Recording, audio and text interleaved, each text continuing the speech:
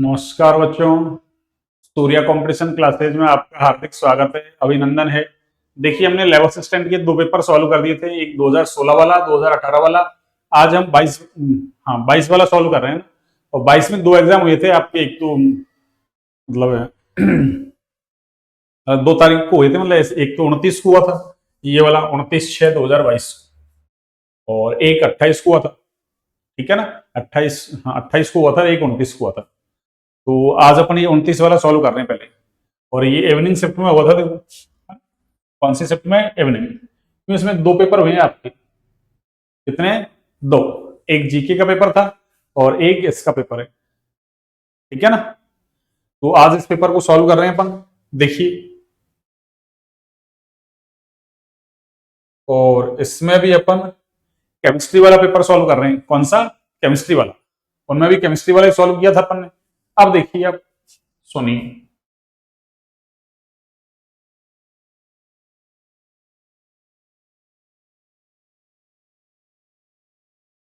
ये पेपर वहीं से ही ऐसा है, अपनी तरफ से इसमें कोई है ना वो नहीं, बिल्कुल जैसा पेपर था वैसा की वैसा ही है।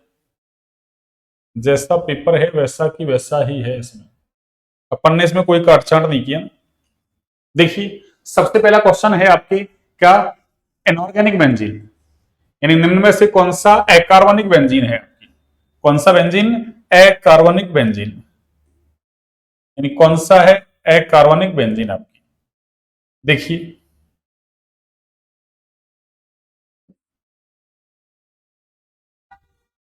हाँ जी, देखिए अकार्बनिक बेंजीन कौन सा है। अब देखिए, बेंजीन वैसे हम बेंजीन इसको कहते हैं, पर ये ऑर्गेनिक बेंजीन है आपकी। ये ऑर्गेनिक में चलता है ये वाला बेंजीन आपकी। और ये कौन सा है आपके? Inorganic benzene. या इसी को ही देखो, एक नाम और है इसका, इसको बोराजीन भी बोलते हैं। क्या बोलते हैं इसको? बोराजीन। इनऑर्गेनिक बेंजीन का नाम ही क्या है? बोराजीन। और इसका फॉर्मूला क्या है? देखो, इसका फॉर्मूला है आपके B3N3 और ये H6, B3N3H6।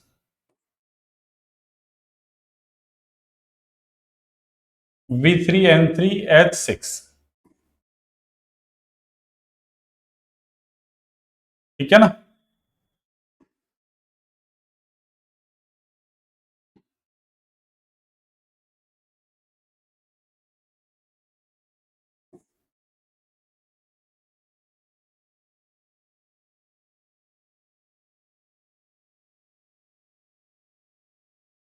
देखिए,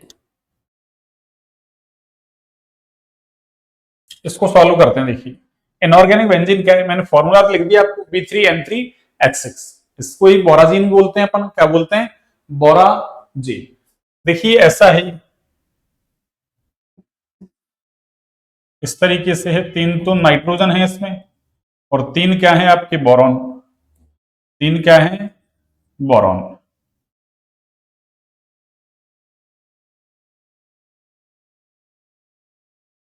और ये आपके नाइट्रोजन, ये आपके बोरॉन, नाइट्रोजन, और ये बोरॉन। इस तरीके से B3N3H6, प्रत्येक पे एक एक H जुड़ा हुआ है। B3N3 हो गया ना, और H क्या हो गया आपके? 6, H6। ये लो, ये H6। और देखिए, हमको ये भी पता है क्या, कि नाइट्रोजन के पास क्या है भाई? Lone pair. अरे नाइट्रोजन के पास क्या है? Lone pair. प्रत्येक नाइट्रोजन के पास क्या है? अरे लोन पेयर है। क्या है? Lone pair. प्रत्येक नाइट्रोजन के पास क्या है? अरे लोन पेयर है भैया ना। क्या है? Lone pair. प्रत्येक नाइट्रोजन के पास लोन पेयर है। और बोरॉन के पास क्या है? अरे खाली पी कक्षक है ना, वैकेंट पी ऑर्बिटल। तो ये लोन पेयर क्या करेगा? अरे ये वाला लोन पेयर ऐसे है ना, ये लोन पेयर इस तरीके से क्या हो जाएंगे? अरे डीलोकलाइज हो जाएंगे इस रिंग के अंदर। जैसे यहाँ बेंजीन रिंग में कितने, अरे यहाँ 6 पाई इलेक्ट्रॉन डीलोकलाइज होते हैं ना आपके। कितने? 6 पाई इलेक्ट्रॉन। कितने? 6 पाई इलेक्ट्रॉन। क्यों? एक पाई बॉन्ड का मतलब, अरे 2 इलेक्ट्रॉन, तो 3 पाई बॉन्ड का मतलब 6 इलेक्ट्रॉन, यानी 6 पाई इलेक्ट्रॉन कैसे होते हैं? यहाँ रिंग के अंदर घूमते हैं। यहाँ भी 6 इलेक्ट्रॉन है। अरे नाइट्रोजन के पास एक लोन पेयर, लोन पेयर का मतलब 2 इलेक्ट्रॉन, तो 2 4 6, ये 6 इलेक्ट्रॉन कैसे हैं? अरे बोरॉन के जो वैकेंट पी ऑर्बिटल है उनसे क्या हो रहे हैं, डिलोकलाइज हो रहे हैं, उनके द्वारा क्या हो रहे हैं, ये डिलोकलाइज, यानी ये बोरॉन जो है ना आपकी, अरे इसके पास क्या है आपकी वैकेंट पी ऑर्बिटल,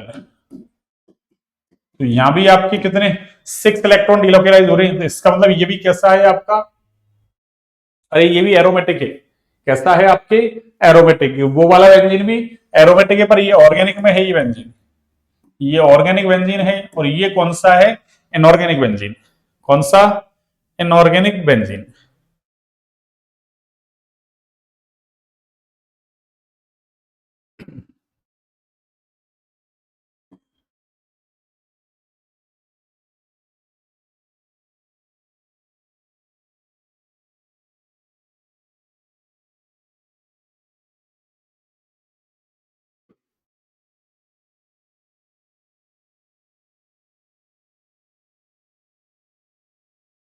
हाँ जी, देखिए,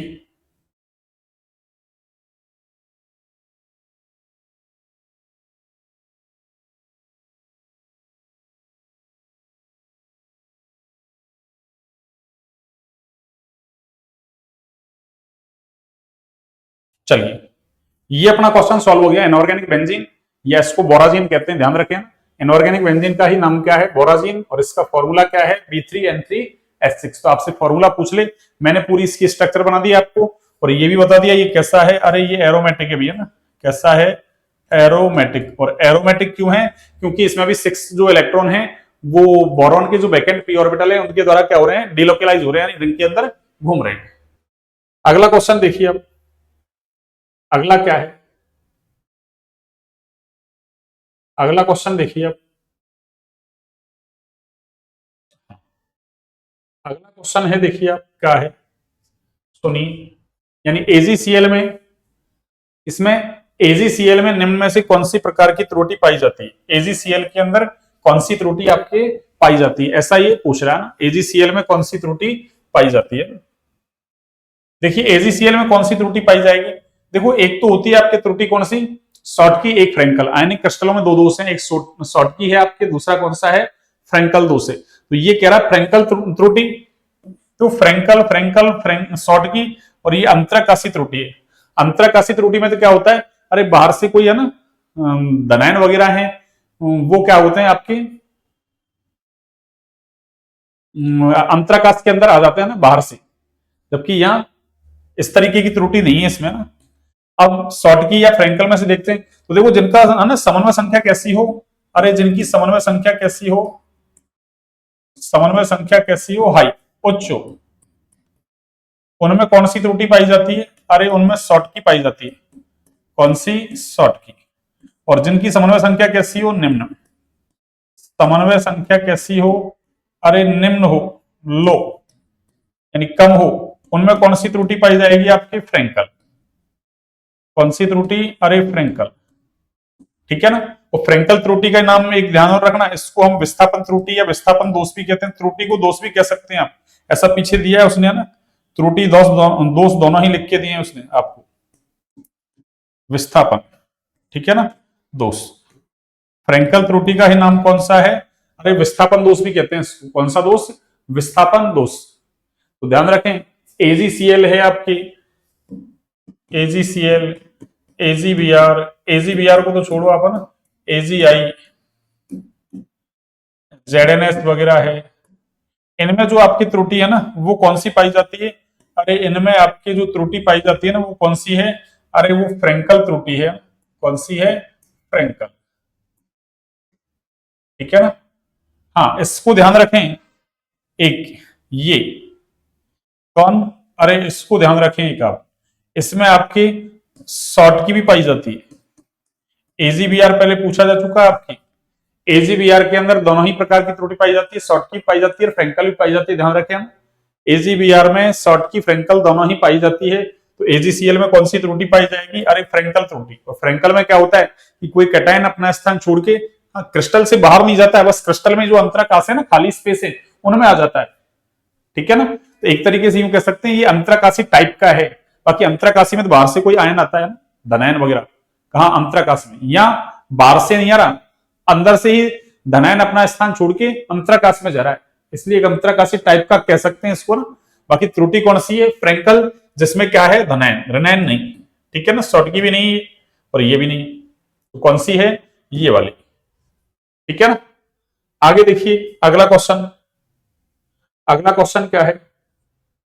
देखिए ग्लास इज सॉल्युबल इन, यानी कांच जो है ना आपकी, कांच, अरे ग्लास, ग्लास का मतलब कांच। ठीक है ना, ये किसमें घुलनशील है आपकी? तो देखो कांच जो है ना आपकी, अरे कांच जो है वो क्या है? एक तरीके से कांच सिलिका से तो बना है। अरे SiO2 सिलिकॉन डाइऑक्साइड, सिलिका रेत मिट्टी, उसका सूत्र यही है। उसको क्या करते हैं अपन? अरे हाई टेम्परेचर पर गर्म करते हैं ना, और उसको तेजी से क्या कर देते हैं? ठंडा कर देते हैं। तो सिलिका से क्या बन जाता है? कांच।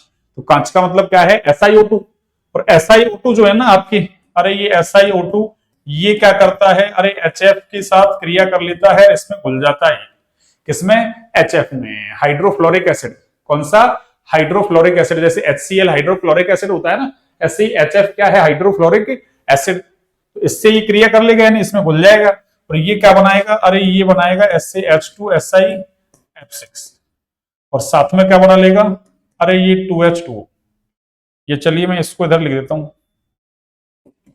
साथ में तो ये जल बन जाएगा 2H2, तो H2SiF6, और ये 2O और 4H मिलके 2H2। इसको बोलते हैं फ्लोरो, इसका नाम है आपके क्या? H2SiF6।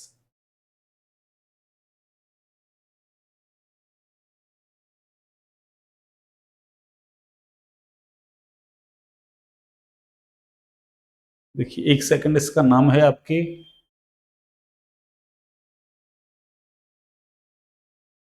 फ्लोरोसिलिक एसिड है ना, ऐसे ही हाइड्रो है ना, अरे हाइड्रो,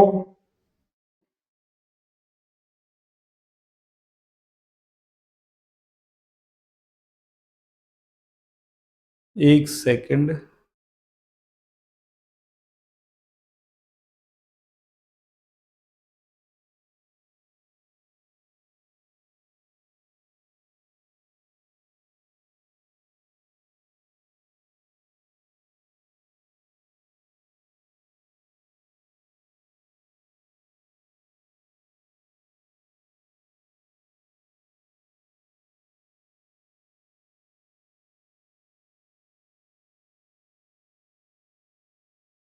हाँ हेक्सा फ्लोरोसिलिक एसिड है ना, अरे 6 है ना फ्लोरो, तो इसका नाम क्या है? हेक्सा, इस वाले का नाम, इसका नाम लिख रहा हूं मैं इधर, हेक्सा। अरे 6 है ना ये हेक्सा फ्लोरो, एफ को क्या बोलते हैं अपन? फ्लोरोइड बोलते हैं, तो हेक्सा फ्लोरो। ठीक है ना, हेक्सा फ्लोरो, और इसको सिलिकॉन है नहीं, तो सिलिक एसिड, हेक्सा फ्लोरोसिलिक एसिड अम्ल। ठीक है ना, हेक्सा फ्लोरो सिलिक अम्ल। ठीक है ना, हेक्सा फ्लोरोसिलिक अम्ल, इसका नाम क्या है? हेक्सा फ्लोरोसिलिक अम्ल। तो ये जो है ना, अरे कांच किसमें? HF में घुल जाता है भैया, किसमें? HF में घुल जाता है, H2SO4 HClO4, अम्लराज में नहीं। अम्लराज मिश्रण 3 भाग HCl 1 भाग HNO3 का मिश्रण, अरे अम्लराज मिश्रण कहलाता है, ध्यान रखें। 3 भाग HCl और 1 भाग अरे HNO3 का जो मिश्रण है आपके, ठीक है ना, ये लो HNO3 का क्या मिक्सचर क्या कहलाता है आपकी? अरे अम्लराज मिश्रण। तो सोने वगैरह ऐसी है ना, प्लेटिनम वगैरह जैसी धातु, उनको घोलने में काम आता है। सोना है, प्लेटिनम है, जो अक्रिय धातुएं होती है ना, उनको घोलने में काम आता है क्या? अम्लराज मिश्रण। ये लो, तो ये रिएक्शन आपके समझ में आ गई। आपको तो सीधे आंसर देना है। तो कांच, कांच मुख्य रूप से किसका बना होता है? अरे सिलिका का बना होता है, सिलिका रेत। उसका फॉर्मूला SiO2 है, HF से क्रिया करेगा, H2SiF6 बना देगा, जिसका नाम क्या है? हेक्सा फ्लोरोसिलिक अम्ल। ठीक है ना।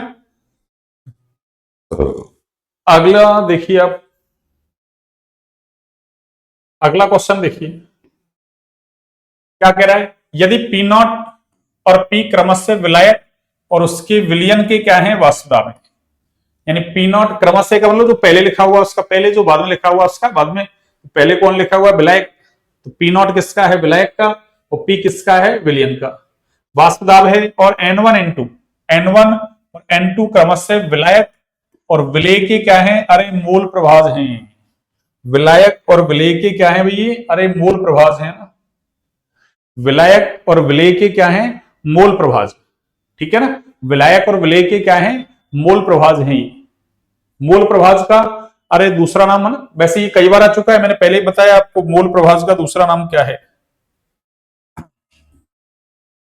देखिए मूल प्रभाज को हम मूल भिन्न भी कह सकते हैं। क्या कह सकते हैं, अरे मूल भिन्न, या इसी को ही हम क्या कह सकते हैं, मूल अंश, मूल भिन्न, मूल अंश, या फिर मूल अरे प्रभाज। मूल भिन्न, मूल अंश या मूल प्रभाज कहते हैं इसको, मूल भिन्न, मूल अंश या मूल प्रभाज। और देखिए हम जानते हैं क्या, राउल्ट का नियम, राउल्ट का नियम हमको पता है ना, अरे पी नॉट माइनस पी है ना, पी। जैसे पी नॉट शुद्ध विलायक का वाष्प दाब माइनस विलयन का वाष्प दाब, क्यों, शुद्ध विलायक का वाष्प दाब ज्यादा होता है किससे, विलयन से। तो P not minus P upon क्या आएगा, पी नॉट, बराबर क्या होता है, अरे ये क्या है, वाष्प दाब में आपेक्षिक अवनमन है। तो ऐसा सवाल पहले नहीं पिछला पेपर किया था ना अपन 2018 वाला, उसमें पूछा है कि विलयन के वाष्प दाब में आपेक्षिक अवनमन है, अरे विलेय के मूलंश के बराबर होता है, विलेय के मूलंश के बराबर है। मूलंश कह दो, मूल प्रभाज कह दो, मूल भिन्न कह दो, बात एक ही है।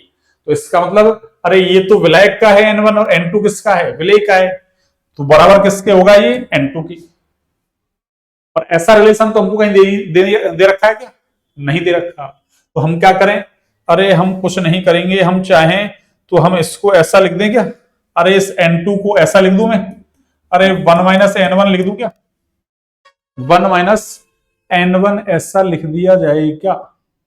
एक मिनट में थोड़ा सा इसको, इस पेन को थोड़ा, हाँ ये थोड़ा सा ना लाइट चल रहा है ना, इसको डार्क कर दिया मैंने ना, ठीक है, चलिए।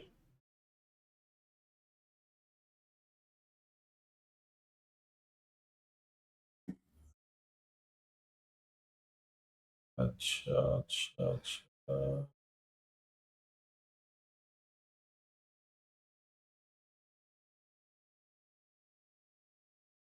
हाँ चलिए, हाँ देखना भी, ये बराबर है किसकी, अरे विलेय के मूलंश की, और विलेय का मूलंश तो क्या था, N2 था, क्या था, N2। इसको मैं एक बार इस दूसरे पेन से लिखता हूं, देखो इस वाले से, अरे क्या हो रहा है, इस वाले से लिखता हूं मैं, ठीक है ना। बराबर किसकी है, N2 की, यानी विलयन के वाष्प दाब में आपेक्षिक अवनमन बराबर है किसकी, अरे विलेय के मूलंश की, और विलेय का मूलंश क्या है यहाँ, N2 है। और N2 को देखिए मैं ऐसा लिख सकता हूं क्या, अरे इस N2 को मैं ऐसा लिख सकता हूं क्या, 1 माइनस N1। क्यों, हमको पता है विलयन में जितने भी घटक होते हैं सबके मूलंश का योग एक होता है। तो इसका मतलब विलेय और विलायक यानी N1 प्लस N2 का मान कितना है, अरे एक के बराबर है। अरे ये तो पता है ना आपको, ये वैल्यू ऐसे है ना, ऐसे लिखते हैं अपन N1, इतना तो आपको पता है ना, अरे इतना तो आपको पता है कि ये N1 प्लस N2, अरे बराबर क्या कर सकते हैं, 1। तो फिर N2 बराबर क्या कर सकते हैं, अरे 1 माइनस N1 कर सकते हैं, ऐसा कर सकते हैं क्या, कर सकते हैं बिल्कुल है ना। अब देखिए कोई दिक्कत नहीं, आपने ऐसा कर दिया तो,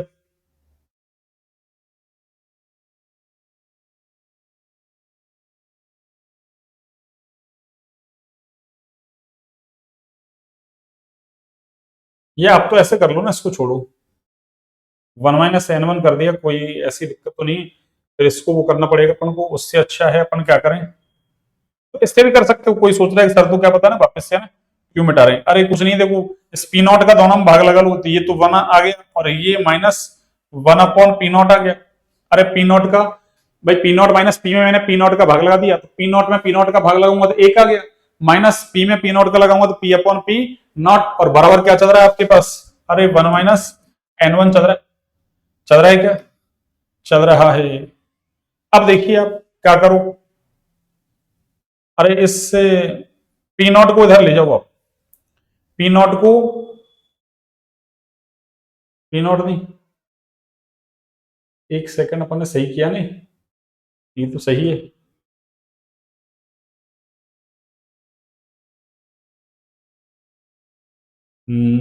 वन को इधर लाओ आप,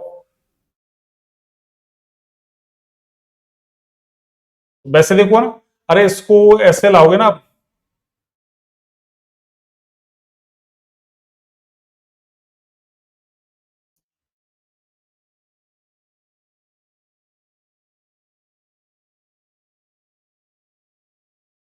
N1 को तो इधर रहने दोगे आप तो।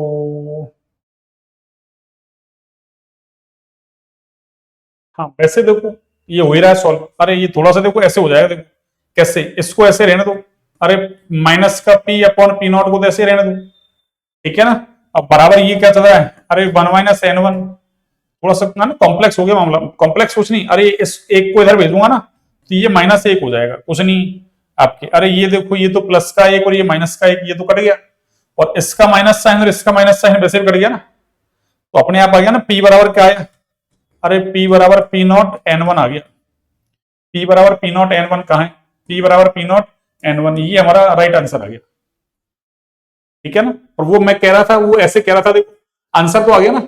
अरे मैं पहले ये नहीं लिखता मैं ना, अरे ये नहीं लिखता मैं, देखो ये सिंपल है, देखो जैसे इसको मैं इधर सॉल्व कर दूं, देखो अरे इसको तो मैं ऐसे ही सॉल्व कर लूं, बस मैं इसको नहीं लिखूंगा ना, ये वन माइनस एन वन लिखा है मैंने, इसको नहीं लिखूं मैं, इसको ऐसे रहने दूं, अरे one minus P upon P not, और बराबर क्या है एन टू, ठीक है ना। तो मैं क्या करूं, इसको इधर ले जाऊं और इसको मैं इधर ले आऊं, तो ये क्या बन गया, अरे पी अपॉन पी नॉट, ये तो प्लस का बन गया ना, और इसको मैं इधर लाऊंगा तो वन माइनस एन टू, और देखो अरे वन माइनस एन टू को क्या लिखूंगा मैं, अरे वन माइनस, एक सेकंड अपन ने क्या कर दिया, वन माइनस एन टू को एन वन ही लिखूंगा मैं, अरे वन माइनस एन टू, इस एन टू को इधर ले जाऊंगा, चूंकि n one plus n two बराबर वन, तो एन वन बराबर क्या होगा वन माइनस एन टू, इसका मतलब वन माइनस एन टू का मतलब क्या हुआ, अरे एन वन ही हुआ, यानी इसका मतलब क्या हुआ एन वन, अरे इसका मतलब क्या हुआ एन वन हुआ, और देखो ये तो सीधे ही आ गया ना, पी बराबर p naught into n one, बस वही है। आपकी इच्छा, आप कैसे करना चाहते हैं ना, आपकी इच्छा है, आप दोनों में से कैसे करना चाहते हैं। ये थोड़ा सा कॉम्प्लेक्स इसलिए हो गया था, इसको इधर ले गए, इसको इधर माइनस माइनस काटा पीटी की, इसमें ज्यादा माथाफोड़ी नहीं हुई इधर वाले में, तो आप ऐसे भी इसको कर सकते थे, मैंने दोनों ही तरीके बता दिए आपको, ठीक है ना। ये राउल्ट के नियम से था ये सवाल, किसके नियम से, अरे राउल्ट के नियम से सवाल था ये। अगला देखिए आप,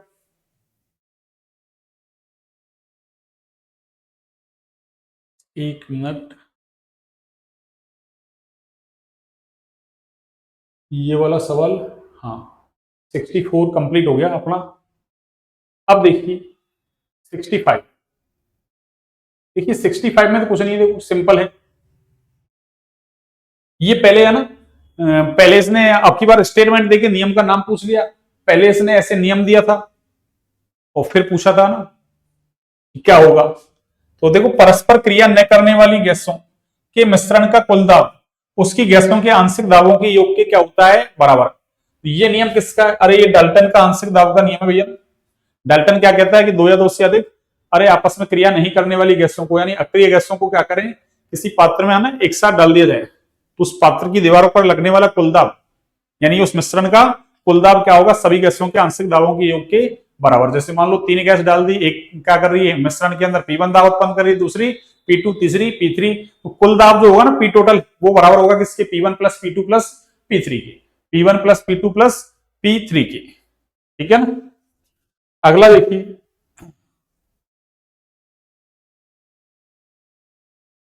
एक विलियन के पीएच का मान, अरे एक विलियन के पीएच का मान कितना है, एक विलियन के पीएच का मान 3 से बढ़कर 6 हो जाता है, पीएच का मान 3 से बढ़कर 6 हो जाता है, तो इसके H प्लस आयन की सांद्रता होगी, अरे देखो पीएच और H प्लस आयन की जो सांद्रता है ना, अरे उसमें कैसा अपोजिट रिलेशन होता है, सबसे पहले तो आपको ये पता हो पीएच में H प्लस आयन की सांद्रता में कैसा है अपोजिट रिलेशन, क्यों, अरे एसिडिटी बढ़ रही है, यानी एसिडिक स्ट्रेंथ बढ़ती है, इसका मतलब H प्लस आयन की कंसंट्रेशन बढ़ती है, और एसिडिक स्ट्रेंथ बढ़ती है तो पीएच 7 से घटती है ना, इसका मतलब पीएच घटेगी तो H प्लस आयन की कंसंट्रेशन बढ़ेगी, तो दोनों में रिलेशन कैसा है, अरे अपोजिट रिलेशन है।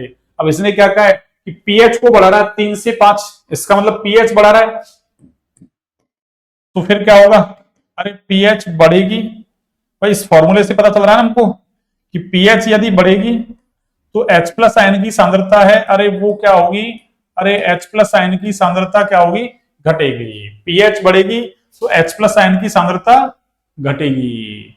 अरे पीएच बढ़ेगी तो H प्लस आयन की सांद्रता घटेगी। तो अब ये तो हमको पता चल गया कि आंसर क्या होगा, H प्लस आयन की सांद्रता घटने वाला होगा। देखो यहां तो बढ़ जाएगी, इसका मतलब ये तो गलत हो गया, ठीक है ना, दोगुनी हो जाएगी। अरे दोगुनी होने का मतलब तो बढ़ना ही हुआ ना, दोगुनी होने का मतलब क्या हुआ, बढ़ना ही हुआ। इसका मतलब दो ऑप्शन तो ऐसे है ना अपने, क्या हो गए गलत। यहां भी देखो 1000 गुना बढ़ जाएगी, वहां 100 गुना बढ़ाई थी, यहाँ 1000 गुना, इसका मतलब 3 बढ़ने वाले हैं, 1 घटने वाला है। आंसर तो हमारा वैसे ही आ गया कि 1000 गुना क्या होगी, घट जाएगी। देख लो आप, थोड़ा सा ना कॉमन सेंस लगाएं। अरे थोड़ा सा कॉमन सेंस लगाने पे भी आंसर आ जाता है। हम क्या एग्जाम में हड़बड़ी करते हैं ना, हड़बड़ाहट मचा देते हैं, क्यों, हमारी पहले से प्रैक्टिस नहीं होती। तो सबसे पहले हमको भाई जो भी एग्जाम की तैयारी कर रहे हैं, प्रिपरेशन कर रहे हैं, पहले हमको उसका सिलेबस पता हो। फिर सिलेबस पता है हमको उसका, सिलेबस को अच्छे से पढ़ें, 1 2 3 4 बार है ना उसको रीड करें सिलेबस को अच्छे से। उसके बाद उससे रिलेटेड हमारे पास मैटर क्या क्या होना चाहिए, और मैटर होने के बाद उसको पढ़ें भाई ये मैटर सही है या नहीं है। फिर उसके बाद आप क्वेश्चन प्रैक्टिस ज्यादा से ज्यादा करें। जिसने क्वेश्चन प्रैक्टिस यहाँ पे घर पे कर ली उसको एग्जाम में कोई हड़बड़ाहट नहीं होगी, बिल्कुल। अब देख लो आंसर तो वैसे सॉल्व ही नहीं किया, बस मुझे फॉर्मूला पता है, और ये फॉर्मूला तो अपने अरे इनऑर्गेनिक में भी चलता है, ऑर्गेनिक में भी चलता है, सब जगह चलते हैं फॉर्मूला।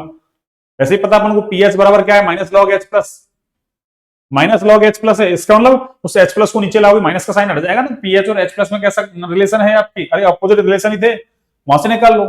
या मैंने आपको ऑर्गेनिक समझा दी कि एसिडिक स्ट्रेंथ बढ़ेगी, इसका मतलब एच प्लस आयनिक कंसंट्रेशन बढ़ेगी तो पीएच घटेगी। अरे एसिडिक स्ट्रेंथ बढ़ती है पीएच घटती है ना, हमारा आंसर तो वैसे ही आ गया। नहीं फिर भी इसको सॉल्व करते हैं, देखिए देखो अगर आपके पास क्या है, इसको मैं थोड़ा ऊपर कर दूं सॉल्व, देखो कि अपने पास नीचे जगह नहीं है ना। नीचे तो मैं देखो ये लिख देता हूं पहले, देखो आपके लिए एच प्लस आयन की कंसंट्रेशन निकालनी है ना आपको, एच प्लस आयन की। तो एच प्लस आयन की कंसंट्रेशन के लिए देखो फॉर्मूला क्या है आपके पास, अरे 10 की घात माइनस पीएच। अगर आपको पीएच दे रखी है और आप एच प्लस आयन की कंसंट्रेशन निकालना चाहते हैं तो क्या करो, 10 की घात माइनस पीएच कर दो। तो देखो यहां से अगर मैं निकालूं कि पीएच का मान 3 से बढ़ाकर 6 कर दिया, इसका मतलब अरे एच प्लस आयन की कंसंट्रेशन एक तो कितनी है, पीएच 3 थी तब तो 10 की घात माइनस 3 है, और पीएच कितनी कर दी इसने, अरे बढ़ा के 6 कर दी, तो कंसंट्रेशन कितनी होगी, अरे 10 की घात माइनस 6। देखो 10 की घात माइनस 3, अरे माइनस में पावर जितनी छोटी होगी वो उतना ही बड़ा होगा, माइनस में पावर जितनी ज्यादा होगी वो उतना ही छोटा होगा। इसका मतलब मैं क्या करूं, अरे इसको मैं यदि मान लो 10 की पावर 6 है ना, अरे इसको मैं 1000 से गुना कर दूं, 1000 का मतलब अरे 10 की घात 3 से गुना कर दूं, तो देखो प्लस का 3 माइनस का 6 तब जाके माइनस का 3 आएगा। यानी 10 की घात माइनस 6 को अगर मुझे 10 की घात माइनस 3 करना है तो 1000 से गुना करना पड़ेगा, 1000 का मतलब 10 की घात 3, तब जाके इतना आएगा। इसका मतलब ये कितना बड़ा है इससे, अरे 1000 गुना बड़ा है, ये इससे 1000 गुना क्या है, अरे बड़ा। तो जब पीएच 3 से क्या करोगे 6, तो पीएच है ये क्या नाम है, एच प्लस आयन की कंसंट्रेशन है वो कितनी घट जाएगी आपकी, अरे 1000 गुना घट जाएगी। कितनी, 1000 गुना घट जाएगी, घट जाएगी, बढ़ेगी नहीं। आंसर तुम्हारा वैसे ही आ गया। और फिर भी आप लॉजिक लगाएं तो ये लॉजिक लगा सकते हैं, लॉजिक नहीं मतलब ये बिल्कुल है ना फॉर्मूला है ये, उससे मैंने सॉल्व कर दिया। आगे देखिए आप, देखिए अगला क्वेश्चन क्या है, एक रिएक्शन दे दी आपको ऐसी, चलिए इसको पढ़ लो। अरे एक रिएक्शन दे दी इसने, देखो N1A प्लस N2B इससे M1C प्लस M2D के लिए डेल्टा X। अरे देखो ये N1 N2 M1 M2 इनको हम क्या बोलते हैं, अरे इनको हम बोलते हैं क्या, इन सबको हम बोलते हैं स्टाइक्योमेट्रिक गुणांक। क्या बोलते हैं, स्टाइक्योमेट्रिक गुणांक। इनका नाम क्या है, अरे स्टाइक्योमेट्रिक गुणांक। स्टाइक्योमेट्रिक गुणांक इसके बारे में बताते हैं, अभिकारक उत्पादों के मोल, अणुओं, आयतन, द्रव्यमान, इन अणुओं की संख्या, आयतन, द्रव्यमान, इनके बारे में मतलब मात्रात्मक संबंध बताते हैं। तो इसका मतलब क्या है कि इसका N1 अणु भाग लेगा तो इसका N2, इसका M1 उसका M2, या मोल क्या, तो इसका N1 मोल इसका N2 मोल उसका M1 मोल बन रहा है, उसका M2 मोल बन रहा है। और फिर ये कह रहा है कि डेल्टा X बराबर क्या है, अरे M1 plus M2 minus N1 plus N2। अरे M1 M2 ये तो उत्पाद के है ना, ये तो, अरे ये उत्पाद के स्टाइकोमेट्रिक गुणांक है, स्टाइकोमेट्रिक गुणांक मूल को दिखाते हैं। इसका मतलब इसने क्या कर रखा है, अरे ये उत्पाद के मूल और ये अभिकारक के मूल, ये तो है किसके, अरे उत्पाद के मूल यानी उत्पादों के मूल, और ये किसके हैं, अरे अभिकारकों के मूल। किसके मूल, अरे अभिकारकों के मूल। ये उत्पादों के मूल हैं, ये अभिकारकों के मूल हैं। अब इसने क्या किया, उत्पादों के मूल में से अभिकारकों के मूल घटा दिए, और ये केसी की इकाई पूछ रहा है हमसे। अरे किसकी इकाई पूछ रहा है, केसी। केसी बराबर क्या है भाई, अरे केसी बराबर क्या होता है, मोल प्रति लीटर की पावर, अरे मोल प्रति लीटर की पावर डेल्टा एनजी। अरे ये गैसीय उत्पाद के मोल ही होते हैं, ये जो उत्पाद और अभिकारक है ना, ये कैसे होने चाहिए, गैसीय। हम एक फॉर्मूला पढ़ते हैं ना, केपी बराबर केसी आरटी की पावर डेल्टा एनजी, वो यही तो है, ठीक है ना। जी का मतलब गैसीय, तो ये गैसीय उत्पादों के मोल माइनस गैसीय अभिकारकों के मोल, और यही क्या होता है, डेल्टा एनजी होता है। बस तो आप क्या करो, अरे डेल्टा एनजी की जगह क्या रख दो आप, मोल प्रति लीटर की पावर। अरे डेल्टा एनजी पावर ही तो है ही, और ये क्या है, डेल्टा एनजी वही गैसीय उत्पादों के मोल माइनस गैसीय अभिकारकों के मोल, और गैसीय उत्पादों के मोल माइनस गैसीय अभिकारकों के मोल को तो इसने क्या रखा है, डेल्टा एक्स क्या रखा है। तो बस तो डेल्टा एन की जगह क्या लिख दो आप, डेल्टा एक्स लिख दो। ये केसी का क्या आ गया आपके, अरे मात्रक आ गया। तो देख लो, मोल प्रति लीटर की पावर डेल्टा एक्स, ये लीटर प्रति मोल, ये गलत है, ये मोल प्रति लीटर की पावर डेल्टा एक्स, ये तो मोल की पावर डेल्टा एक्स, गलत, मात्रकहीन गलत। अब ये आया कहां से, अब आपको डायरेक्ट याद रखना है कि भाई साम्य स्थिरांक दो प्रकार का है, केसी जो विलयन में अभिक्रियाएं होती है उनके लिए केसी, जो गैसीय अभिक्रिया उनके लिए केपी। अब विलयन में अभिक्रिया है उनके लिए क्या है, केसी। विलयन में अभिक्रिया है तो उसके लिए सांद्रता काम में लेते हैं, सांद्रता का मात्रक मोल प्रति लीटर ही तो होता है, तो मोल प्रति लीटर की पावर डेल्टा एनजी। अब डेल्टा एनजी की जगह इसने क्या दिया, डेल्टा एनजी का मतलब अरे ये डेल्टा एनजी है ये, तो उसकी जगह डेल्टा एक्स लिख दिया, इसमें मैंने भी डेल्टा एक्स लिख दिया, क्या फर्क पड़ रहा है उससे, ठीक है ना। और अगर केपी का पूछता ही तो बस केपी यानी दाब, वहां गैसीय अभिक्रियाओं के लिए केपी लेते हैं, तो वहां एटीएम या बार जो भी लेते हैं उसकी पावर हो जाता डेल्टा एन। यानी जैसे आप ऐसे निकालते हो ना, अरे देखो ऐसे ऐसे देखो, और समझना है सर आया कहां से, अरे ये ऐसे आया देखो ऐसे। भाई हमको पता है ना भाई साम्य स्थिरांक केसी बराबर क्या होता है, अरे प्रोडक्ट की कंसंट्रेशन अपॉन अरे रिएक्टेंट की कंसंट्रेशन, ऐसे तो होता है। और देखो कंसंट्रेशन ही है, अरे इसकी पावर मान लो मैंने कह दिया एम और इसकी पावर क्या है एन, ऐसे चल रहा है मान लो, तो आप क्या लिखोगे, अरे ये भी मोल प्रति लीटर है, भाई ये मोल प्रति लीटर है ना, तो मोल प्रति लीटर की पावर क्या होगा, अरे एम अपॉन मोल प्रति लीटर की पावर क्या है भाई, अरे एन। तो आप इस एन को ऊपर लेके जाओगे तो इसको ऐसा लिख सकते हो ना आप, अरे मोल प्रति लीटर की पावर अरे एम माइनस एन, ऐसे कह सकते हो आप। और इस m माइनस एन को ही तो इसने क्या कहा है, अरे इस m माइनस एन को ही इसने क्या कह दिया, डेल्टा x कह दिया।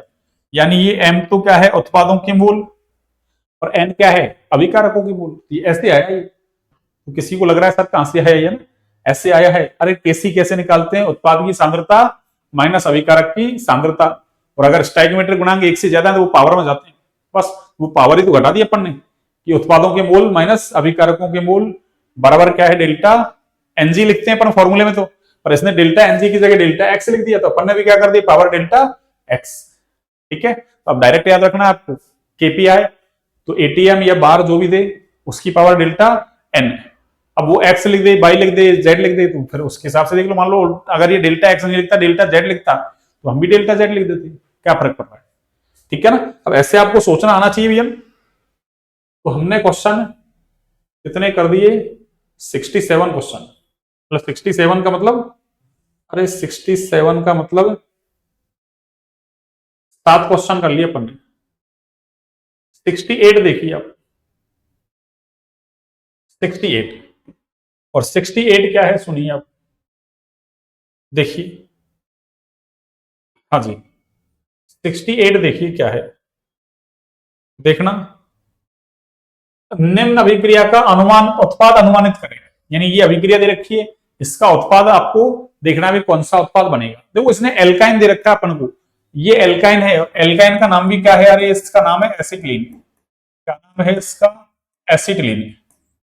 ये एल्काइन है आपके, ठीक है ना, एसिटिलीन। और देखो अरे ये अभिक्रिया कौन सी, ये ओजोन से अभिक्रिया करवा रहा है, और बाद में जिंक H2O2 के द्वारा इसका क्या करवा रहा है, अरे जल अपघटन करवा रहा है। ये जिंक H2O2 के द्वारा क्या करवा रहा है, इसका जल अपघटन करवा रहा है, ठीक है ना। तो फिर क्या होगा, अरे ये एक तरीके से ओजोनी अपघटन अभिक्रिया है। ये कौन सी अभिक्रिया है, अरे ओजोनी अपघटन। कौन सी है, ओजोनी अपघटन। देखो यहां से क्या होगा, अरे पहले तो ऐसे होगा, ये दो बॉन्ड टूट जाएंगे ऐसे, कितने, दो। एल्कीन में तो क्या करते हैं, दो ही बॉन्ड तोड़ते हैं। अब यहाँ तीन है इसलिए दो टूट जाएंगे, और दो टूटेंगे तो तीन ऑक्सीजन जुड़ जाएंगे ऐसे, अरे ऐसे तीन ऑक्सीजन जुड़ जाएंगे। ये लो, जुड़ गए तीन ऑक्सीजन। अब क्या होता है, उसके बाद ये H2O2 जिंक ले रखा है ना आपने, अरे जिंक और H2O लेते हैं वैसे, पर इसने H2O2 ले लिया, कोई दिक्कत नहीं है। तो क्या होगा, अरे ये वाला बॉन्ड ब्रेक होगा, ये वाला बॉन्ड ब्रेक होगा, ये वाला बॉन्ड ऐसे ब्रेक हो जाएगा आपके, और ये वाला बॉन्ड भी ऐसे, अरे ब्रेक हो जाएगा ऐसे, ऐसे ब्रेक हो जाएगा, और ये वाला बॉन्ड भी आपके ऐसे ब्रेक हो जाएगा, ठीक है ना। तो उससे क्या होगा, इस ऑक्सीजन को दिए ले जाएगा जिंक, ठीक है ना। वैसे H2O होता है तब जाके वो H2O ले जाता है, तो H2O2 बना लेता है, फिर उसको H2O2 को ये जिंक तोड़ देता है। पर हमको तो यहां से ये बॉन्ड तोड़ना है, तो बचा क्या, अरे बचा यही तो बचा कि इधर भी CHO बच गया आपके, ये, और दूसरा भी क्या है, अरे CHO, और दोनों के बीच बॉन्ड तो चल ही रहा है, ये वाला बॉन्ड, अरे ये वाला बॉन्ड, ये ब्रेक नहीं हुआ है, ये वाला बॉन्ड ब्रेक नहीं हुआ, तो CHO बन गया। इसी को क्या बोलते हैं हम, अरे इसको ग्लाइऑक्सल बोलते हैं हम, क्या बोलते हैं, ग्लाइऑक्सल या ऑक्सल, कुछ भी कह दो आप, ग्लाइऑक्सल या ग्लाइऑक्सेल, एक ही बात है। तो कौन सा, अरे ये वाला बन जाएगा आपके CHO, ठीक है ना। CHO जैसे एल्कीन में नहीं कहते हैं डबल बॉन्ड तोड़, मतलब डबल बॉन्ड तोड़ दो, दोनों तरफ ऑक्सीजन जोड़ दो, तो ऐसे यहाँ दो बॉन्ड तोड़ दो और दोनों तरफ ऑक्सीजन जोड़ दो। अरे यहां से दो बॉन्ड तोड़ दो, दोनों तरफ ऑक्सीजन जोड़ दो, CHO और CHO, ऐसे ही बनेगा ये। और CHO को क्या बोलते हैं, ग्लाई ऑक्सेल या ऑक्जेल, कुछ भी कह दो आप। अगला देखिए, अगला क्वेश्चन कैसे सॉल्व करेंगे, देखिए एक जलीय विलयन में, किसमें, एक जलीय विलयन में H+ आयन की सांद्रता दे रखी है आपको। अरे H+ आयन की सांद्रता कितनी है, 2 गुना 10⁻⁻⁴ मोल प्रति लीटर। अब आगे कह रहा है इस विलयन की पीएच क्या होगी, इस विलयन की पीएच क्या होगी, तो अरे पीएच बराबर क्या है, माइनस लॉग H+ आयन की अरे कंसंट्रेशन, ठीक है ना। तो यहां तो सीधे ही है, देखो फॉर्मूला क्या, अरे माइनस लॉग, और H+ आयन की कंसंट्रेशन कितनी है, 2 गुना 10⁻⁴ अब लॉग m इंटू एन ऐसे सॉल्व कर दो, तो क्या होगा, माइनस का लॉग 2, और फिर माइनस पावर कहां थी आगे, अरे लॉग x की पावर n, तो n आगे आएगा n लॉग x।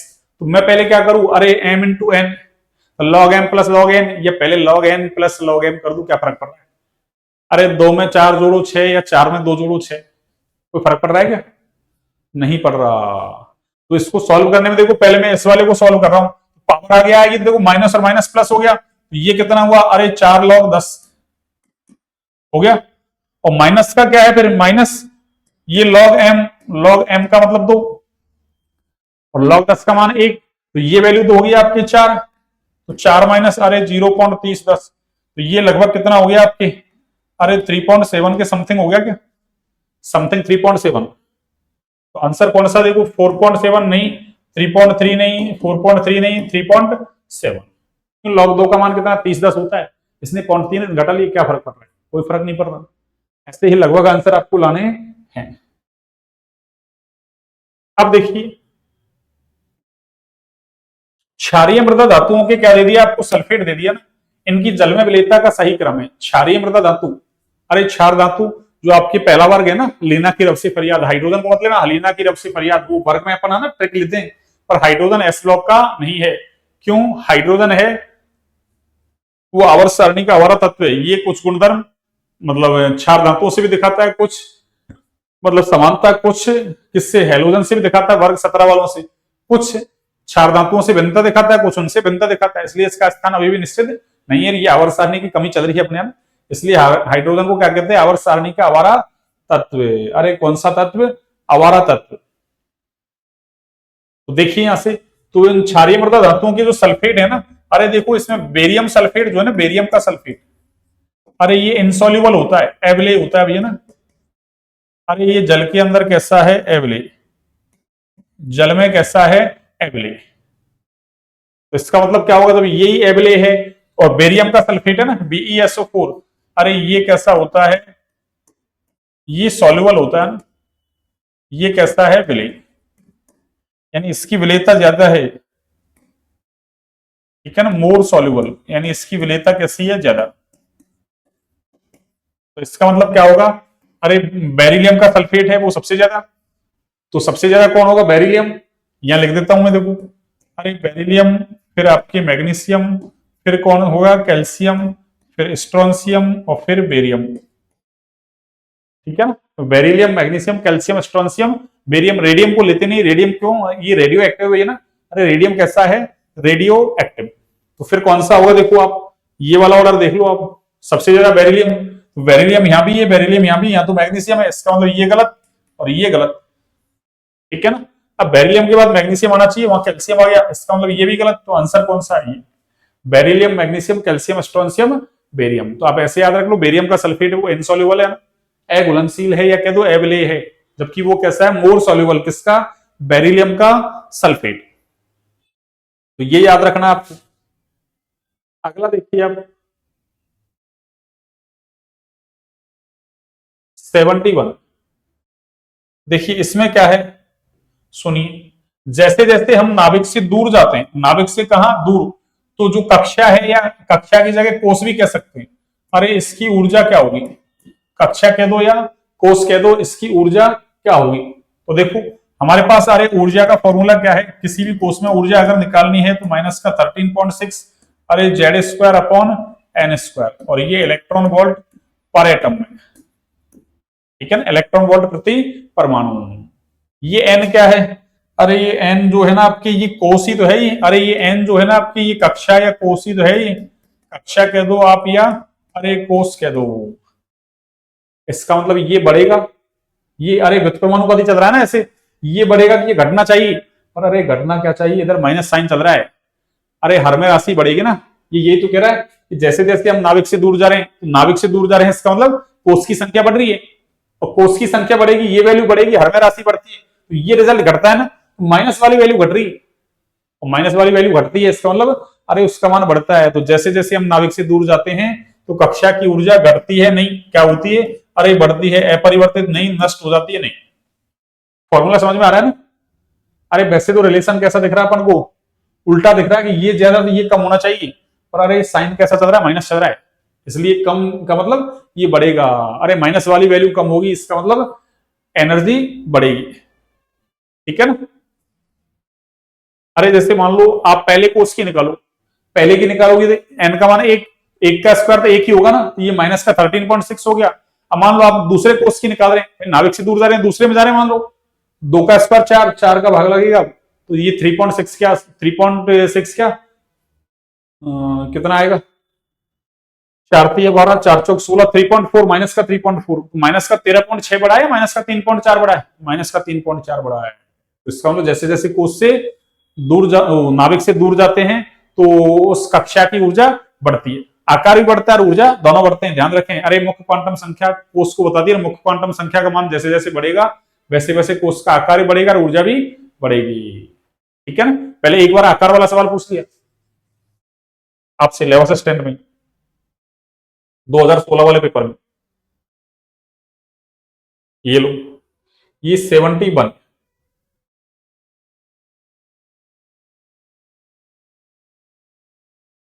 ये लीजिए, ये 71, यानी ये क्वेश्चन हमने सॉल्व कर दिए।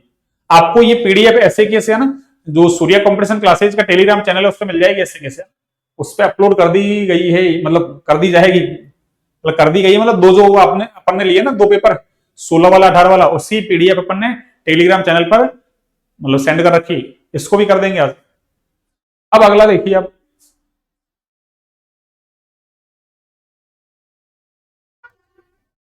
अगला देखिए 72,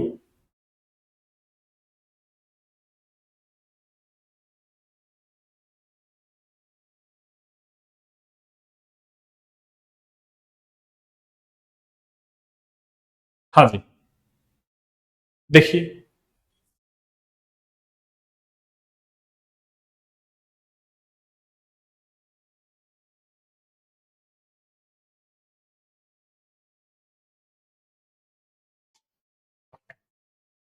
देखिए सरलतम एल्केन ज्ञात करें, तो कितना सीधा सवाल दिया, सरलतम एल्केन।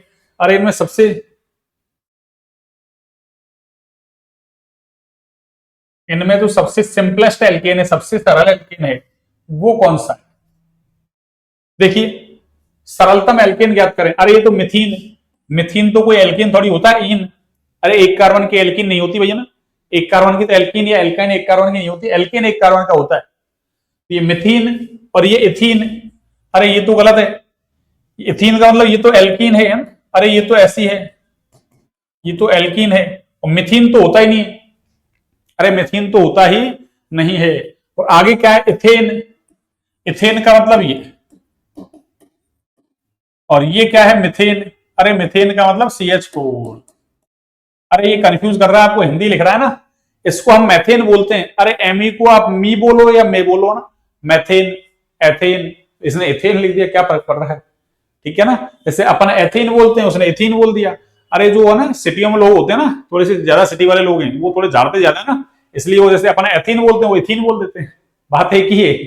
अरे जैसे अपन बोलते हैं ना कोरोना, भाई गांव वाले लोग ऐसे बोलते हैं कोरोना, और सिटी वाले लोग हैं ना, अरे रिपोर्टर वगैरह देखे हो ऐसे है ना, वो ऐसे बोलते हैं कोरोना कोरोना, उसने ओ को साइलेंट कर दिया, अरे ओ को साइलेंट कर दिया, तो हिंदी भाषी कुछ भी बोल सकते हैं, उसने ओ साइलेंट कर दिया, कोरोना हो गया, हमने कोरोना बोल दिया, ओ को साइलेंट नहीं किया, क्या फर्क पड़ा? बात तो एक ही है, कोरोना बोलो कोरोना बोलो, इंग्लिश एक ही रहेगी।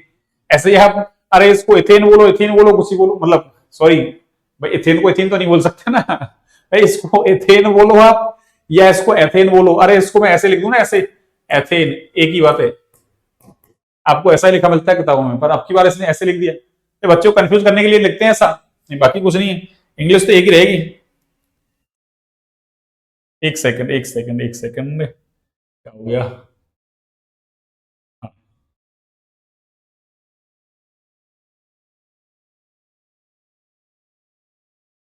ये लीजिए। हाँ, तो सबसे सरलतम, अरे एल्केन तो एक कार्बन का होता है सबसे सरलतम, तो इसका मतलब सबसे सरलतम कौन सा है हमारे पास? अरे ये वाला हो जाएगा, ए, मैथेन। अगला देखिए आप, ये कह रहा है कि निम्न में से कौन सा यौगिक तृतीयक अमीन है? अब देखो वो इसने अमीन लिख दिया, हम इसको एमीन लिखते हैं, बात तो एक ही है, अरे अमीन बोलो एमीन बोलो एक ही बात है। अब देखिए इसके लिए आपको बता देता हूं मैं, देखो आप कैसे पहचानेंगे, अरे जब भी आपको कहीं भी NH2 दिख जाए तो ये कौन सा एमीन है, 1 डिग्री, और आपको अगर ऐसा NH दिख जाए तो ये कौन सा एमीन है, 2 डिग्री एमीन, और ऐसा N दिख जाए तो कौन सा एमीन है, अरे 3 डिग्री एमीन। इसको याद रखें आप स्ट्रिक्ट, ठीक है ना, आपका एमीन का सवाल कभी भी गलत नहीं होगा। NH2 दिखे 1 डिग्री एमीन, NH दिखे 2 डिग्री एमीन, N दिखे 3 डिग्री एमीन, अब पहचान लो आप। NH2 दिख रहा है, देखो अरे NH2 इसका मतलब 1 डिग्री एमीन, NH2 दिख रहा है इसका मतलब 1 डिग्री एमीन। यहां देखो, अरे ये ऐसा है एक्चुअल में, तो ऐसा है ही, अरे ये CH3 का होल थ्राइस ऐसे है ही, और आगे ये क्या है, NH+।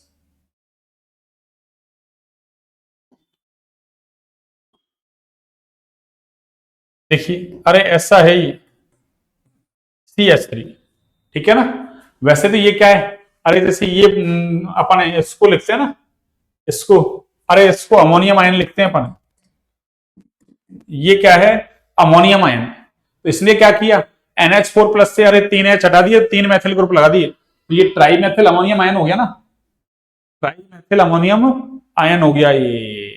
और अगर ए को एच को हटा देता और फिर एन पे प्लस लगाता तो इसको क्वाटरनारी अमोनियम सॉल्ट बोलते हैं अपन, चतुष्क अमोनियम लवण। वैसे चतुष्क अमोनियम लवण टाइप का ही हो गया ये, एक तरीके से देखा जाए तो, ठीक है ना। पर अभी एक एच है इसलिए मैंने ट्राईमेथिल अमोनियम आयन कह दिया इसको, ठीक है ना। चतुष्क अमोनियम लवण जैसे NR4+, जैसे CH3 का होल 4 N+X- ऐसे जोड़ता, तो फिर ये चतुष्क अमोनियम लवण बन जाता। तो इसका मतलब ये भी 3 डिग्री एमीन नहीं है। ये देखो अरे एन दिख रहा है ना, इसका मतलब ये कौन सा एमीन है, 3। और हमसे ये पूछ रहा तृतीयक एमीन कौन सा है, अरे 3 डिग्री का मतलब तृतीयक, 2 डिग्री का मतलब द्वितीयक, 1 डिग्री का मतलब प्राथमिक। अब इतना तो आपको आता होगा। आगे देखिए, अगला अगला क्वेश्चन करते हैं सॉल्व। देखिए क्या है, सुनिए। प्रारंभ में एक आदर्श गैस को 300 केल्विन ताप पर गर्म किया जाता है। कितने पर? 300 केल्विन पर गर्म कर रहा है प्रारंभ में, यानी ये T1 हो गया एक तरीके से। फिर क्या कह रहा है, जिससे उसका अंतिम तापमान कितना, 600 केल्विन, इसका मतलब ये T2 हो गया। और अंतिम आयतन जो है ना, अंतिम यानी V2, अरे अंतिम आयतन का मतलब V2, ये प्रारंभिक आयतन का कितना हो जाता है, अरे दोगुना हो जाता है ना। प्रारंभ में जो आयतन था, मान लो प्रारंभिक आयतन को अपन V1 कह रहे हैं, तो अंतिम क्या हो गया V2, और V2 बराबर क्या हो जाएगा 2V1। या मान लो प्रारंभिक आयतन 1 माने, तो अंतिम आयतन V2 कितना हो गया, दुगने का मतलब 2 हो गया, ठीक है ना। तो ये कह रहा है अंतिम दाब, अरे अंतिम दाब का मतलब P2, प्रारंभिक दाब का कितना हो जाएगा, यानी P1। अरे इसका मतलब देखो, अपन को 3 तो टेम्परेचर दे रखे, 3 ही प्रेशर, सॉरी 3 ही, 2 टेम्परेचर, 2 प्रेशर और 2 वॉल्यूम दे रखे हैं इसने। तो इसका मतलब सीधे सीधे कौन सा नियम लगेगा यहाँ, अरे ये नियम लग जाएगा, या ये समीकरण लग जाएगा, P1 V1 अपॉन, अरे T1 बराबर P2 V2 अपॉन, अरे T2। तो ये अरे ये वॉल्यूम ही है यार, ये तो मैं थोड़ा सा ऐसे ऐसे लिख देता हूं इसको, बाकी V है यार, कहीं U समझे कोई, U नहीं है, V फॉर वैन। देखो P1, तो अंतिम दाब प्रारंभिक दाब का कितना हो जाएगा, ये लो, इसको तो अभी रहने दो ऐसे कैसे। V1 क्या कह रहा है, V1 को मान लो, अरे आपने 1 मान लिया, ठीक है ना, और T1 कितना है 300, ठीक है ना। तो अब ये कह रहा है कि P2 कितना हो जाएगा, P2 कितना हो जाएगा, V2 कितना है, अरे अंतिम आयतन प्रारंभिक आयतन का दुगना, जो अपन ने प्रारंभिक आयतन का 1 माना है, तो अंतिम आयतन क्या होगा, दुगने का मतलब 2, और टेम्परेचर T2 कितना है 600। तो ये इससे देखो, अरे 300 से तो ये 2 बार कट गया ना, और 2 से ये 2 एक बार कट गया, इसका मतलब सीधे सीधे क्या आ गया हमारे पास रिलेशन, अरे P1 बराबर P2। इसका मतलब अंतिम दाब है वो प्रारंभिक दाब की बराबर ही है, यानी दाब में कोई चेंज नहीं हुआ। तो दोगुना नहीं, आधा नहीं, समान, सही, 1.5 गुना नहीं। ये इस सवाल को करने में क्या जोर आ रहा है बताओ। और ये जो है ना आपके, अरे ये वाला लिखा है मैंने फॉर्मूला, इसको हम बोलते हैं क्या, संयुक्त गैस नियम। अरे कौन सा, संयुक्त गैस नियम बोलते हैं इसको, संयुक्त गैस नियम। कौन सा, एनसीईआरटी में दे रखा है आपकी, ये संयुक्त गैस नियम कहलाता है। संयुक्त गैस समीकरण बोल दो या संयुक्त गैस नियम बोल दो आप। आगे देखिए अगला क्वेश्चन,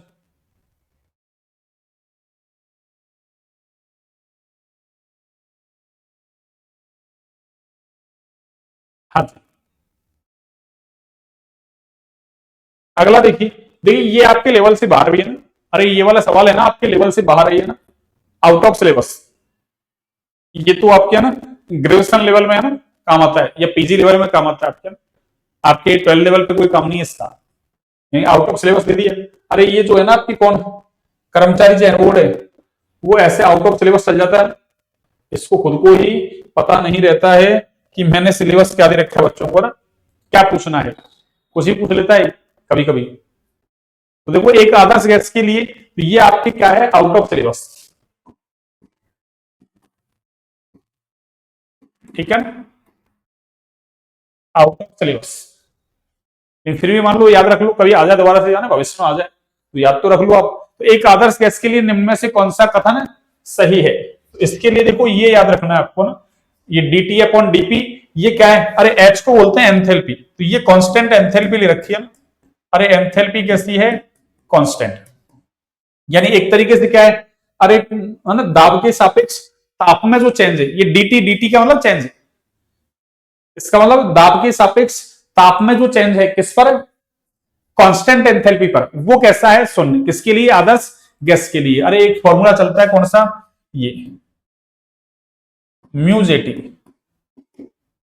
ठीक है ना, ये जूल थॉमसन कॉफिशिएंट होता है वैसे ना, अरे जूल थॉमसन गुणांक, कौन सा गुणांक, जूल थॉमसन गुणांक। और जूल थॉमसन गुणांक को क्या कहते हैं पर, म्यू जेटी, क्या कहते हैं, mu JT, Joule Thomson JT का मतलब, म्यू का मतलब गुणांक, तो जूल थॉमसन गुणांक म्यू जेटी बराबर क्या होता है, अरे ये होता है delta T upon del P कैसा, एट कांस्टेंट एंथैल्पी बराबर क्या होगा, जीरो। ठीक है ना। अरे म्यूजेटी ये होता है तो ये बराबर जीरो है एक तरीके से। अरे ये जो लिखा है ना, ये क्या है आपके, ये जूल थॉमसन कॉफिशिएंट है ना, जूल थॉमसन गुणांक।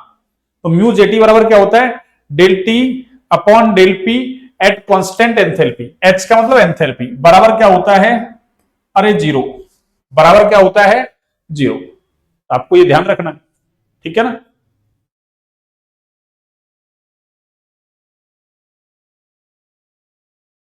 आगे देखिए, कभी दोबारा से आ जाए भविष्य में तो, है ना। देखो आयनिक ठोस के लिए कौन सी समन्वय संख्या संभव नहीं है, संभव नहीं है, नहीं है पूछा है। आयनिक ठोसों के लिए कौन सी समन्वय संख्या संभव नहीं है, अरे देखिए कौन सी नहीं है संभव, समन्वय संख्या 5 संभव नहीं है ना। क्यों, अरे जब भी कोई आयनिक ठोस से ठोस का निर्माण होगा वो क्रिस्टल फॉर्मेशन, है ना, क्रिस्टल का फॉर्मेशन करता है, जालक का निर्माण। अरे जैसे मान लो एक दीवार है कमरे की, अब इसको बनाना है तो क्या कर रहे हो आप, अरे जैसे एक ईंट ली, उसको जमा दी, एक एक एक एक ईंट, है ना, आपने जमाई कंप्लीट, फिर उसके ऊपर दूसरी ईंट रिपीट कर दी, तीसरी कर दी, चौथी कर दी, ऐसे करते करते क्या एक दीवार तैयार होगी ना। तो आपसे कोई पूछे इस दीवार का जो है ना भाई, मतलब जो भी गुणधर्म है वो क्या है, तो आप क्या करो, एक ईंट की गुणधर्म देख लो, एक ईंट के जो गुणधर्म है वही सारी दीवार के गुणधर्म होंगे। क्यों, ईंटों से मिलकर बनी दीवार। तो इस एक ईंट को ऐसे एकक कोष्ठिका बोलते हैं ना ठोसों में, है ना। तो ये दीवार क्या, एक क्रिस्टल जालक बन गया एक तरीके से। क्या बन गया, क्रिस्टल जालक। या यूं कह दो ये कमरा बना रहे हो तो 4 दीवारों से मिलकर बन रहा है, ऊपर छत नीचे फर्श, इनसे मिलकर बन रहा है, तो एक तरीके से क्रिस्टल फॉर्मेशन हो गया। तो इस भाई ये बना किससे, ईंटों से बना।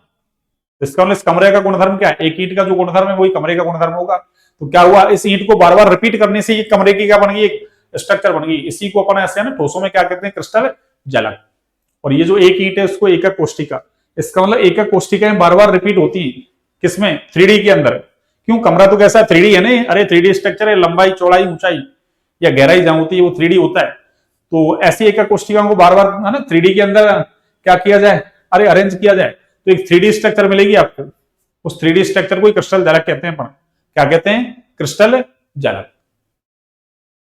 अब जब ऐसे निर्माण होता है ना, तो जब अवयवी कण मिलके, ना अवयवी कण मिलेंगे ना, जैसे अरे अवयवी कण का मतलब अणु परमाणु आयन कुछ भी मिलेंगे आपके ना, तो जब वो क्रिस्टल फॉर्मेशन करते हैं तो बीच बीच में क्या, अरे गैप रह जाते हैं, उन गैप को अपन बोलते हैं अंतराकाश, वॉइड इंग्लिश में। वो वॉइड, जैसे एक ट्राइंगुलर वॉइड मिल सकता है आपके त्रिकोणीय, एक चतुष्फलकीय वॉइड मिल सकता है, एक अष्टफलकीय मिल सकता है, एक क्यूबिक वॉइड मिल सकता है आपकी घनीय। वॉइड का मतलब अरे रिक्त स्थान या रिक्ति। तो त्रिकोणीय रिक्ति हो सकती है, उसकी समन्वय संख्या 3 होती है। चतुष्फलकीय रिक्ति हो सकती है, उसकी समन्वय संख्या 4 होती है। अष्टफलकीय की समन्वय संख्या कितनी होती है, 6। कितनी होती है, 6। और क्यूबिक वाले की होती है 8। इसका मतलब कौन कौन सी संभव है, अरे 4 संभव है, 6 संभव है, 8 संभव है, 3 भी संभव है, लेकिन 5 संभव नहीं है। ठीक है ना, 5 संभव नहीं है, ये ध्यान रखें आप। अगला देखिए सवाल, ये कह रहा है कि इनमें से एसएस बंद नहीं है। अरे सल्फर सल्फर, एसएस का मतलब सल्फर और सल्फर के बीच का बॉन्ड, सल्फर सल्फर के बीच बॉन्ड किसमें नहीं है इसमें। ये कह रहा है इनमें से एसएस बंद नहीं है, यानी किस संरचना के अंदर सल्फर सल्फर बॉन्ड नहीं है। देखिए अरे ये H2O4 को बनाओ ना आप, तो H2O4 ऐसे बनेगा, देखो आपकी, अरे ये H2O4 ऐसे बनेगा, ये ऊपर माइनस और ये ऊपर माइनस, ये लो, कैसे भी लगा लो आप, चाहे ऐसे इधर लगा लो, या अरे ऐसे नहीं लगाओ तो ऐसे लगा लो, देखो कैसे आपकी इच्छा, कैसे भी लगाओ बॉन्ड।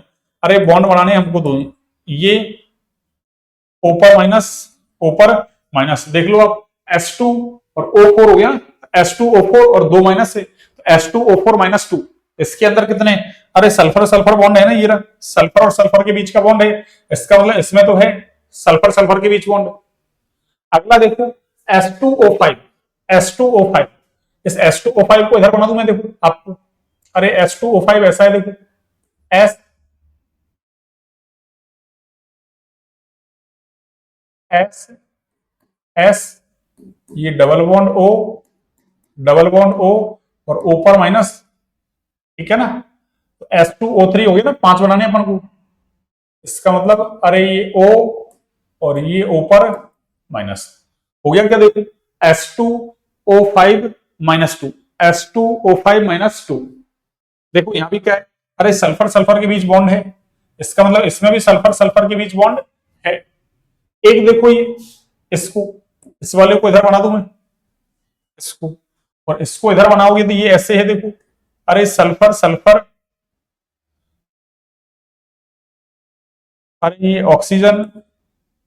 ये ऑक्सीजन इस पर माइनस, ये डबल बॉन्ड ऑक्सीजन, और ये double bond sulphur, H2O3 - 2, H2O3 - 2 हो गया, H2O3 - 2। अरे तो देखो यहां भी सल्फर सल्फर के बीच बॉन्ड दिख रहा है क्या आपको, यहां भी देखो आप, सल्फर और सल्फर के बीच बॉन्ड दिख रहा है, इसका मतलब इसमें भी सल्फर सल्फर के बीच बॉन्ड है। किसमें नहीं है, अरे इसमें नहीं है, इसको ही बना लो आप, देखो इसको बनाएंगे तो कैसे बनाएंगे आप, अरे ऐसे देखो, SOS, H2O7, अरे -2, H2O7 - 2, H2O7 - 2 हो गया ये। देखो यहाँ, अरे यहाँ सल्फर सल्फर के बीच बॉन्ड दिख रहा है क्या आपको कहीं, अरे इसमें कहीं भी सल्फर और सल्फर के बीच बॉन्ड दिख रहा है क्या, हाँ सल्फर ऑक्सीजन सल्फर के बीच बॉन्ड है, ना कि सल्फर सल्फर के बीच बॉन्ड। तो ऐसे आपको इनकी स्ट्रक्चर याद होनी चाहिए। तो किसमें नहीं है, अरे इसमें नहीं है, तो इसका मतलब हमारा राइट आंसर कौन सा होगा, यही होगा कि किसमें सल्फर सल्फर के बीच बॉन्ड नहीं है। अरे ये तो एक तरीके से आपके जो ओलियम है ना, कौन सा, ओलियम, अरे ओलियम, जिसको आप क्या कहते हैं, सधुम सल्फ्यूरिक अम्ल, कौन सा, सधुम सल्फ्यूरिक अम्ल। और वैसे इनके नाम वगैरह देखो, इनके नाम अगर लिखना चाहो आप, तो इसका नाम तो है पायरोसल्फाइड, यानी पायरोसल्फ्यूरिक एसिड है ये, तो ये हो गया आपके पायरोसल्फाइड, ये लो।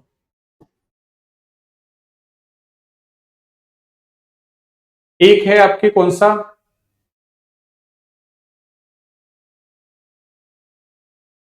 थायोसल्फेट, कौन सा, थायोसल्फेट, ये थायोसल्फेट, ये वाला, ठीक है ना।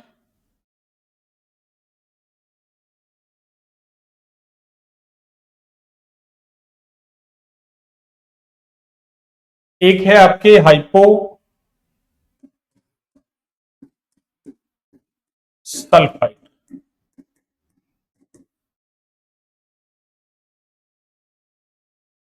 हाइपोसल्फाइड,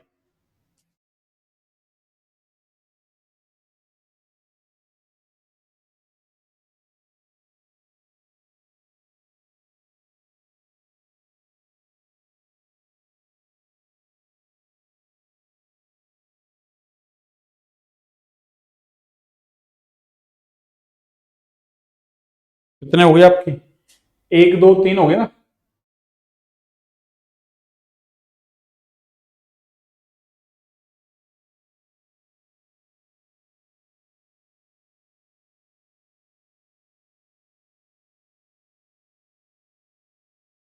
ठीक है,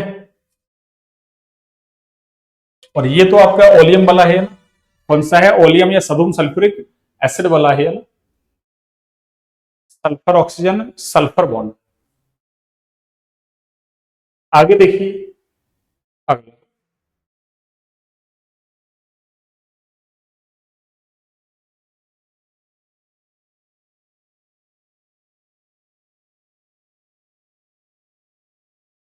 देखिए, सुनिए आप,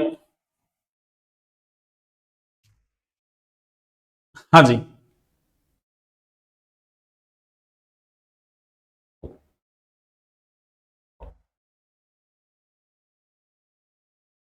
देखिए इस वॉयल के नियम को मैं इधर समझा दूं, देखो आप, वॉयल का नियम, अब देखिए वैसे तो ये वॉयल का नियम है ना, तो ये जैसे फिजिक्स में, देखो फिजिक्स में भी चलते हैं ना, वैसे तो फिजिक्स वालों की काम का है ये ना, अपने केमिस्ट्री में इतना नहीं है ना, लेकिन फिर भी अपन कर लेते हैं, ठीक है ना। वैसे तो फिजिक्स वालों के है ना, वहां उष्मा गतिकी पढ़ाते हैं ना, उष्मा गतिकी आपके सिलेबस में है, वहां ये सारे नियम आते हैं, बॉयल का नियम, चार्ल्स का नियम, अवोगाद्रो, आपके आदर्श गैस समीकरण सारे आते हैं, गैसों का अनुगतिक सिद्धांत, केमिस्ट्री में भी है, पर ये डेरिवेशन वगैरह ऐसी आते हैं ना, ऐसी चीजें वो फिजिक्स में आती हैं आपकी, एक तरीके से इसको फिजिक्स से रिलेटेड सवाल मान सकते हैं आप, बजाय केमिस्ट्री के। केमिस्ट्री में बॉयल का नियम तो है, पर वहां बॉयल का नियम ऐसे नहीं पढ़ते अपन इस तरीके से। केमिस्ट्री के अकॉर्डिंग तो आप डायरेक्ट इसको याद रख सकते हैं ना। बाकी मैं समझा देता हूं एक बार, देखो। अरे बॉयल का नियम ऐसे है, देखो आपको पता है पीवी बराबर के, इतना तो आपको पता ही है। अरे पीवी बराबर क्या है, के, यही है, बताओ है या नहीं। कब, जब टी कैसा हो, कांस्टेंट। अरे टी कैसा हो, कांस्टेंट, यानी स्थिर ताप पर किसी गैस की निश्चित मात्रा का जो आयतन है वो दाब के कैसा है, व्युत्क्रमानुपाती। अरे पहले हम ऐसे लिखते हैं, ऐसे, ये P इनवर्सली प्रोपोर्शनल टू है किसके, 1/v की, या समान, ये व्युत्क्रमानुपाती चिन्ह को हटाओगे, स्थिरांक लगाओगे ना आप, तो k/v, तो पीवी बराबर के। अब इसका क्या करूं मैं, अरे इसका अवकलन कर दूं मैं, किसका, पीवी बराबर के का क्या कर दूं, अवकलन कर दूं, और किसके सापेक्ष, आयतन के सापेक्ष कर दूं। यानी मैं ऐसे कह दूं कि d/dv, और इस पूरे पीवी का मैंने क्या कर दिया, अवकलन कर दिया, बराबर किसके, आयतन के सापेक्ष कर रहे हैं ना, तो d/dv, और समाकलन किसका, के कांस्टेंट का कर दिया। अब देखो यहाँ p इंटू बी, तो इसको खोलते हैं अपन। अरे जब भी ऐसा समाकलन करते हैं ना, p इंटू बी वाला, यानी जब भी दो ऐसे आपके ना दो राशियां मल्टीप्लीकेशन में, और उसका क्या करते हैं आप, अवकलन करते हैं, तो क्या करते हैं, एक को कांस्टेंट, दूसरे का अवकलन, दूसरे को कांस्टेंट, पहले का अवकलन। तो क्या करो आप, अरे पहले आप मान लो किसका, अरे p को क्या कर दो आप, p को कांस्टेंट कर लो, और v का समाकलन कर दो, तो ये क्या होगा, अरे dv/dv, ऐसे तो हो गए, या ऐसे कर दो, एक सेकंड, या ऐसे कर लो, चलो कोई दिक्कत नहीं, प्लस क्या होगा, v को कांस्टेंट कर लो, तो ये क्या हो जाएगा, अरे dp/dv, ऐसे होगा ना, और बराबर, अरे इसका जब अवकलन करते हो आप, तो कांस्टेंट का अवकलन तो 0 हो जाएगा। अरे कांस्टेंट का अवकलन तो क्या हो जाएगा, अरे 0, सॉरी 0 नहीं, कांस्टेंट का अवकलन 0 ही होता है, क्या होता है, 0। अरे कांस्टेंट का अवकलन क्या होगा, 0 होगा ना। अब सुनिए आप, ये तो क्या हो गया, अरे ये तो कट गया, देखो आपके, अरे ये तो कट गया, ये तो एक आ गया, तो P, और ये 1, प्लस ये क्या है V, और ये dp/, अरे dv, बराबर क्या है, बराबर 0 चल रहा है। अरे बराबर क्या चल रहा है आपके, 0। दोबारा सुन लो, कांस्टेंट टेम्परेचर पर P inversely proportional to 1/v की, या पीवी बराबर के। अब इसका मैंने क्या कर दिया, अवकलन कर दिया इसका। अरे इसका मैंने अवकलन कर दिया, क्या कर दिया, ये लो अवकलन। और जब भी दो राशियां ऐसी मल्टीप्लाई में हो, तो उनका अवकलन कैसे करते हैं, एक को कांस्टेंट, दूसरे का अवकलन, दूसरे को कांस्टेंट, पहले का अवकलन, और कांस्टेंट का अवकलन क्या हो जाएगा, 0। तो इसलिए तो अपने यहाँ ना केमिस्ट्री की रेंज से बाहर है ये फिजिक्स में ज्यादा चलते हैं ऐसे, ना वहीं से ये सवाल वैसे देखा जाए, पर केमिस्ट्री में डाल दिया इसने। अब डाल दिया तो कोई बात नहीं, p+b dp/dv बराबर क्या है, 0।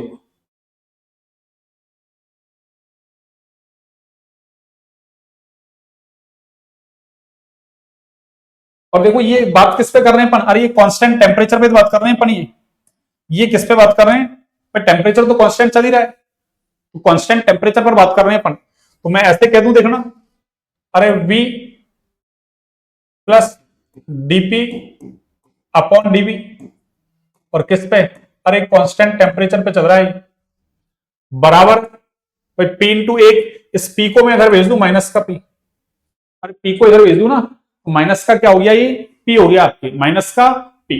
अब क्या करोगे आप, इसका यहां से वैल्यू रखो, देखो pv बराबर k है, अरे pv बराबर क्या है, k, तो p बराबर क्या होगा, अरे k/v हो जाएगा क्या, p बराबर क्या हो जाएगा, k/v, तो p की जगह आप क्या रख दो, अरे ये -2 चल ही रहा है, तो माइनस का k/v कहां से आया, अरे p बराबर k/v, और मैं ऐसे कर दूं, देखो dp/, अरे dv eight constant temperature T बराबर क्या चल रहा है, अरे माइनस का k/v तो चल ही रहा है, और इसका भी तो भाग लगेगा जाके, अरे इसका भी तो, इस v को मैं इधर भेज रहा हूं भाई, v प्लस dp है ना ये, तो इसको मैंने क्या किया, अरे इसको नीचे भेज दिया, सॉरी p कहां से आ गया, अरे ये p नहीं, एक सेकंड, प्लस प्लस नहीं, ये प्लस नहीं, अरे ये v है,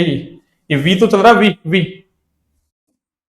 तो देखो dP upon dV at constant temperature T बराबर क्या होगा, वी का भाग लगेगा, तो ये क्या हो जाएगा, अरे मल्टीप्लाई में क्या हो जाएगा आपके, अरे 1/वी भी तो हो जाएगा ये। तो इसको आप चाहें तो ऐसा लिख सकते हैं ना, कैसा, कि dP upon dV at constant temperature T बराबर क्या होगा, अरे माइनस का के अपॉन अरे वी स्क्वायर, ऐसा लिख सकते हैं क्या आप, ऐसा लिख सकते हैं क्या आप, ऐसा देखिए, ऐसा लिख सकते हैं आप, लिख सकते हैं। तो अब इसमें से मैच कर लो, आप देखो कहां है, डीपी अपॉन डीवी टी बराबर क्या है, माइनस का के अपॉन वी स्क्वायर। ये बॉयल के नियम को इस रूप में व्यक्त किया जा सकता है। ये है ना 100% फिजिक्स का ही सवाल है, केमिस्ट्री का सवाल नहीं है, पर उसने केमिस्ट्री में बना के डाल दिया। कुछ सवाल ऐसे हैं जो फिजिक्स के हैं ना, केमिस्ट्री में है तो सही वो टॉपिक, पर केमिस्ट्री में इतनी डेरिवेशन वगैरह नहीं है, यहाँ तो ये डेरिवेशन हो गई ना एक तरीके से। तो आप अब ऐसे तो मान लो, अरे बॉयल का नियम दिया है, कल को चार्ल्स का नियम दे देगा, अवोगाद्रो का दे देगा, तो वहां तो सारे है ना उष्मागतिकी के आधार पर डेराइव कर रखे हैं ना, फिजिक्स में तो आपके डेराइव करने होते ही, तो वहां से दिया सवाल, ठीक है ना। बाकी मैंने बता दिया आपको कैसे करना है। अगला देखिए,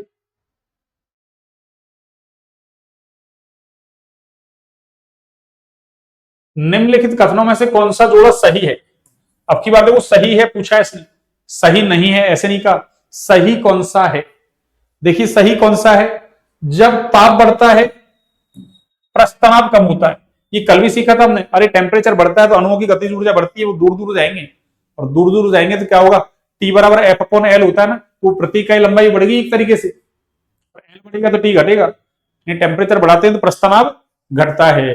ये बात तो सही, तो सही तो पूछा हमसे, इसका मतलब 3 गलती होंगे, ठीक है ना, लेकिन फिर भी चेक कर लेते हैं। देखिए जब ताप घटता है प्रस्थ तनाव घटता है नहीं, वो तो इसका ऊपर वाले का उल्टा है ना, क्रांतिक ताप पर प्रस्थ तनाव अधिकतम होता है, ये स्टेटमेंट भी गलत है भैया ना, क्रांतिक ताप पर प्रस्थ तनाव कैसा होता है, अधिकतम, गलत है ये बात है ना, क्रांतिक ताप पर प्रस्थ तनाव खत्म हो जाता है, ये बात सही है। क्रिटिकल टेम्परेचर होता है ना, उस पर प्रस्थ तनाव क्या हो जाता है, खत्म, यानी समाप्त हो जाता है।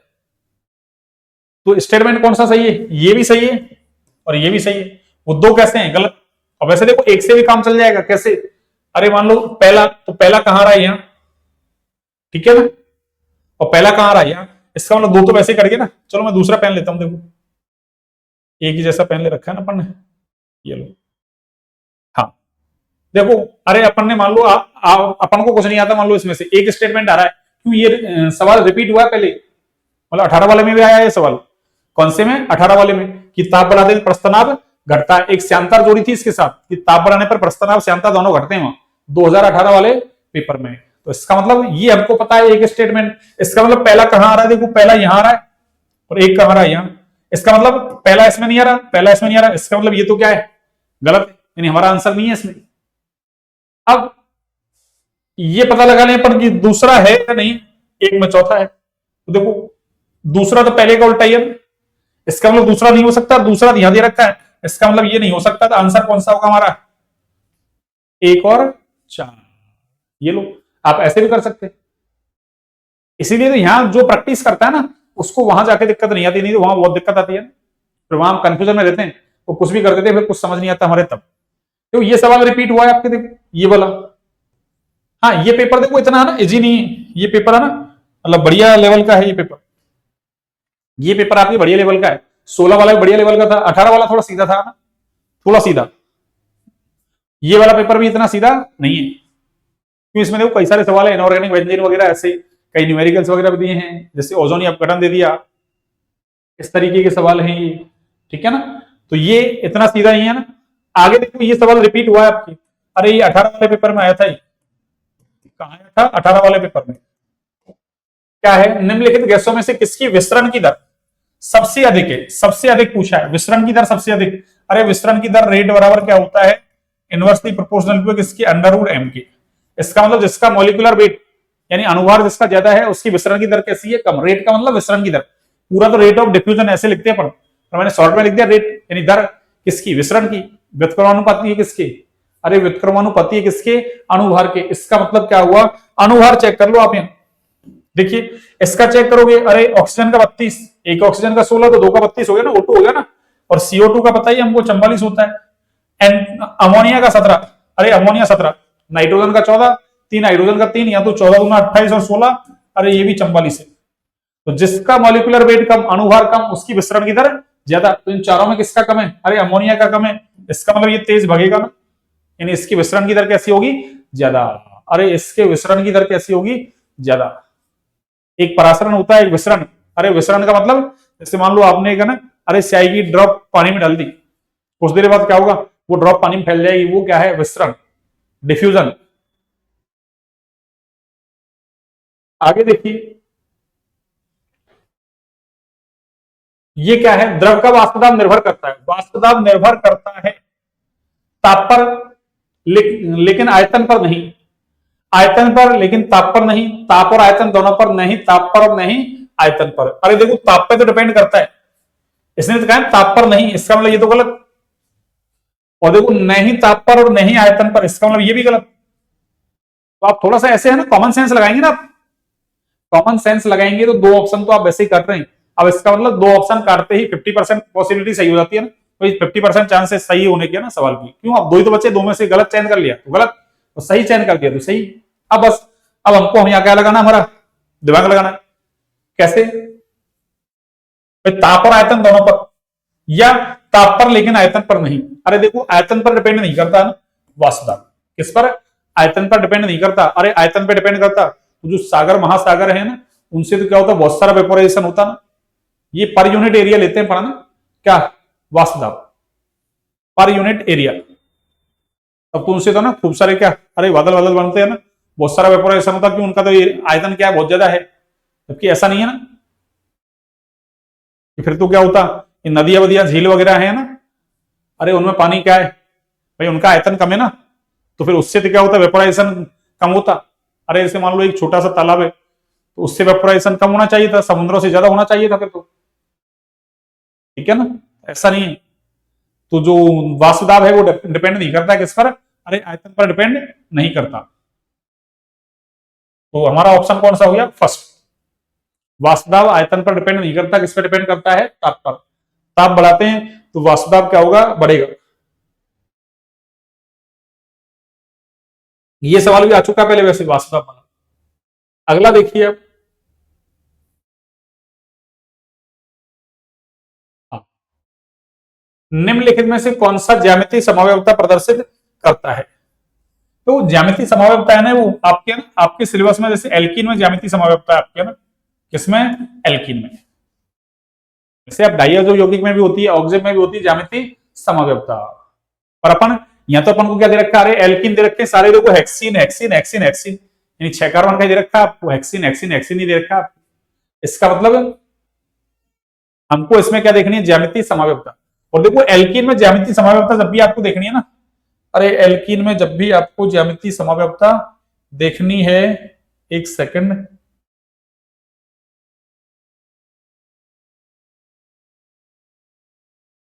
एल्कीन में जब भी आपको ज्यामितीय समव्यवता देखनी है ना, तो क्या करना है आपको? सुनिए, अरे ये एल्कीन का मतलब कार्बन कार्बन डबल बॉन्ड, ये कार्बन कार्बन डबल बॉन्ड, इसका मतलब क्या है?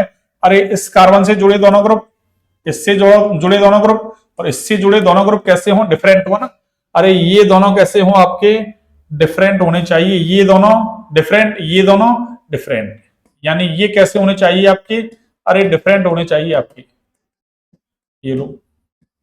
और ये भी कैसे होने चाहिए? इधर वाले भी आपके अरे डिफरेंट होने चाहिए, यानी ये भी आपके अलग होने अरे चाहिए।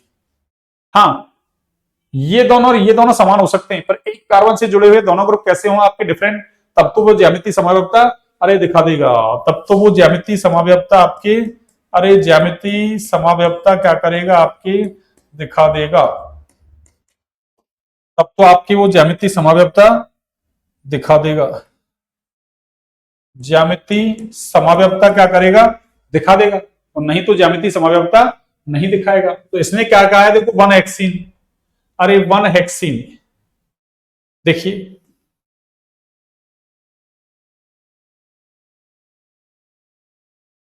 वन हेक्सीन, देखो आप, मैं इधर बना दू, देखो आपको वन हेक्सीन, इधर अपने पास जगह नहीं है, चलिए ऊपर बना देता हूं मैं। देखिए 1 हेक्सीन, देखिए 1 हेक्सीन का मतलब, अरे 1 हेक्सीन तो ऐसा हो गया आपके CH3 CH2, ये CH2, ये CH2 और ये CH और ये आपका डबल बॉन्ड CH2।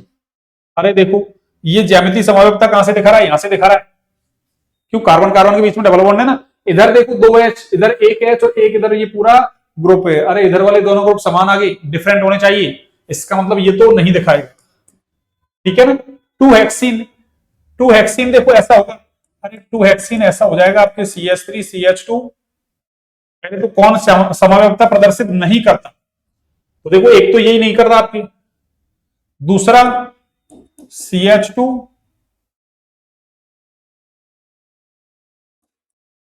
अरे CH2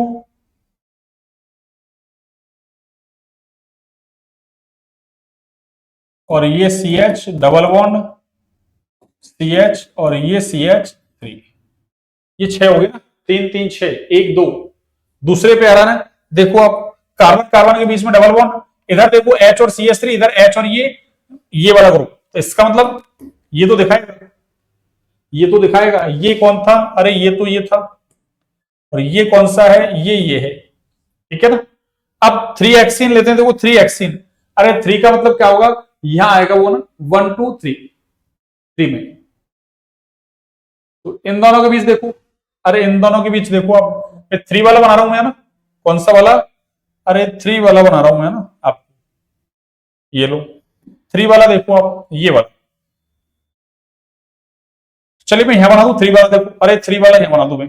3 वाले में देखो CH3 CH2, ये CH डबल बॉन्ड CH, ये CH2 और ये आपका CH, अरे 3।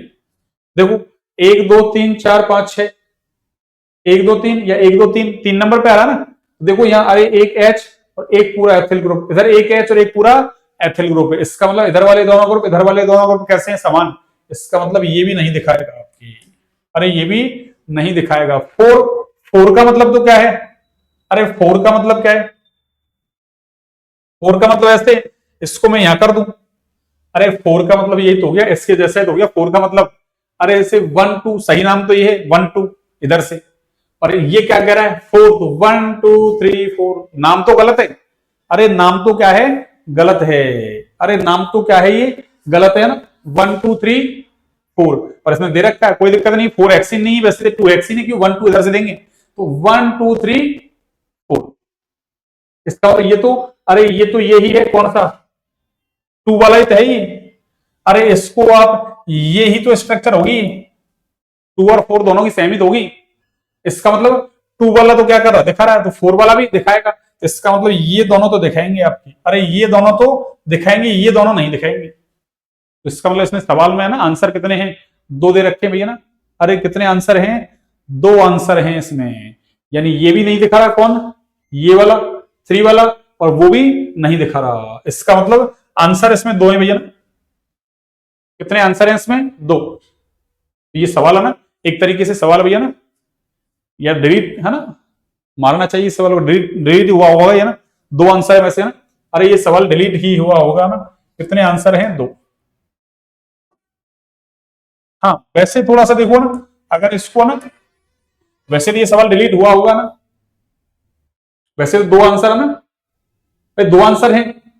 हाँ ऐसे कह देता है कि कौन प्रदर्शित करता है, कौन सही प्रदर्शित करता है, फिर देखो अरे 4 हेक्सीन नाम ही गलत है वैसे, ठीक है ना, तो देखो 2 प्रदर्शित नहीं कर रहे, और ये प्रदर्शित तो कर रहा है पर इसका नाम गलत है, IUPAC के अकॉर्डिंग इसका नाम कैसा है, गलत, इसका मतलब ये भी गलत मान सकते हैं, फिर सही कौन सा हो जाएगा, ये हो जाएगा, इसको ऐसे पूछना चाहिए था, ठीक है ना। तो 4 हेक्सीन होता नहीं है ना भाई, 4 हेक्सीन कैसे होगा, 4 तो ऐसे नंबर देंगे 1 2 3 4, तब जाके 4 होगा, तो 4 तो गलत है।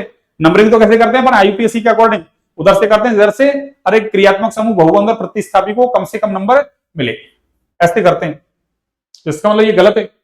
आगे देखिए अब,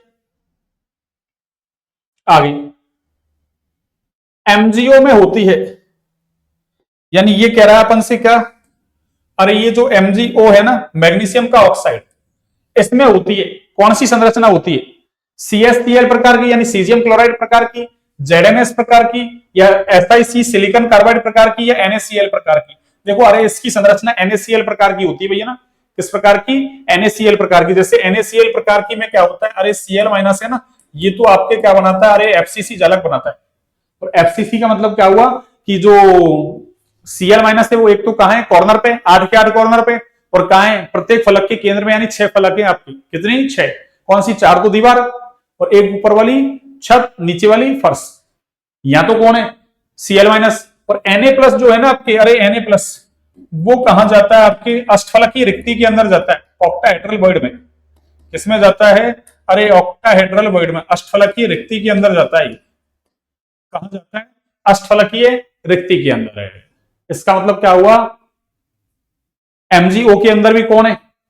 अरे MgO में Mg+2 और O माइनस, इसका मतलब Mg+2 तो ये हो गया, तो Mg+2 तो कहां जाएगा? रिक्ति में। और इसकी जगह कौन आ रहा है वहां? अरे O-2।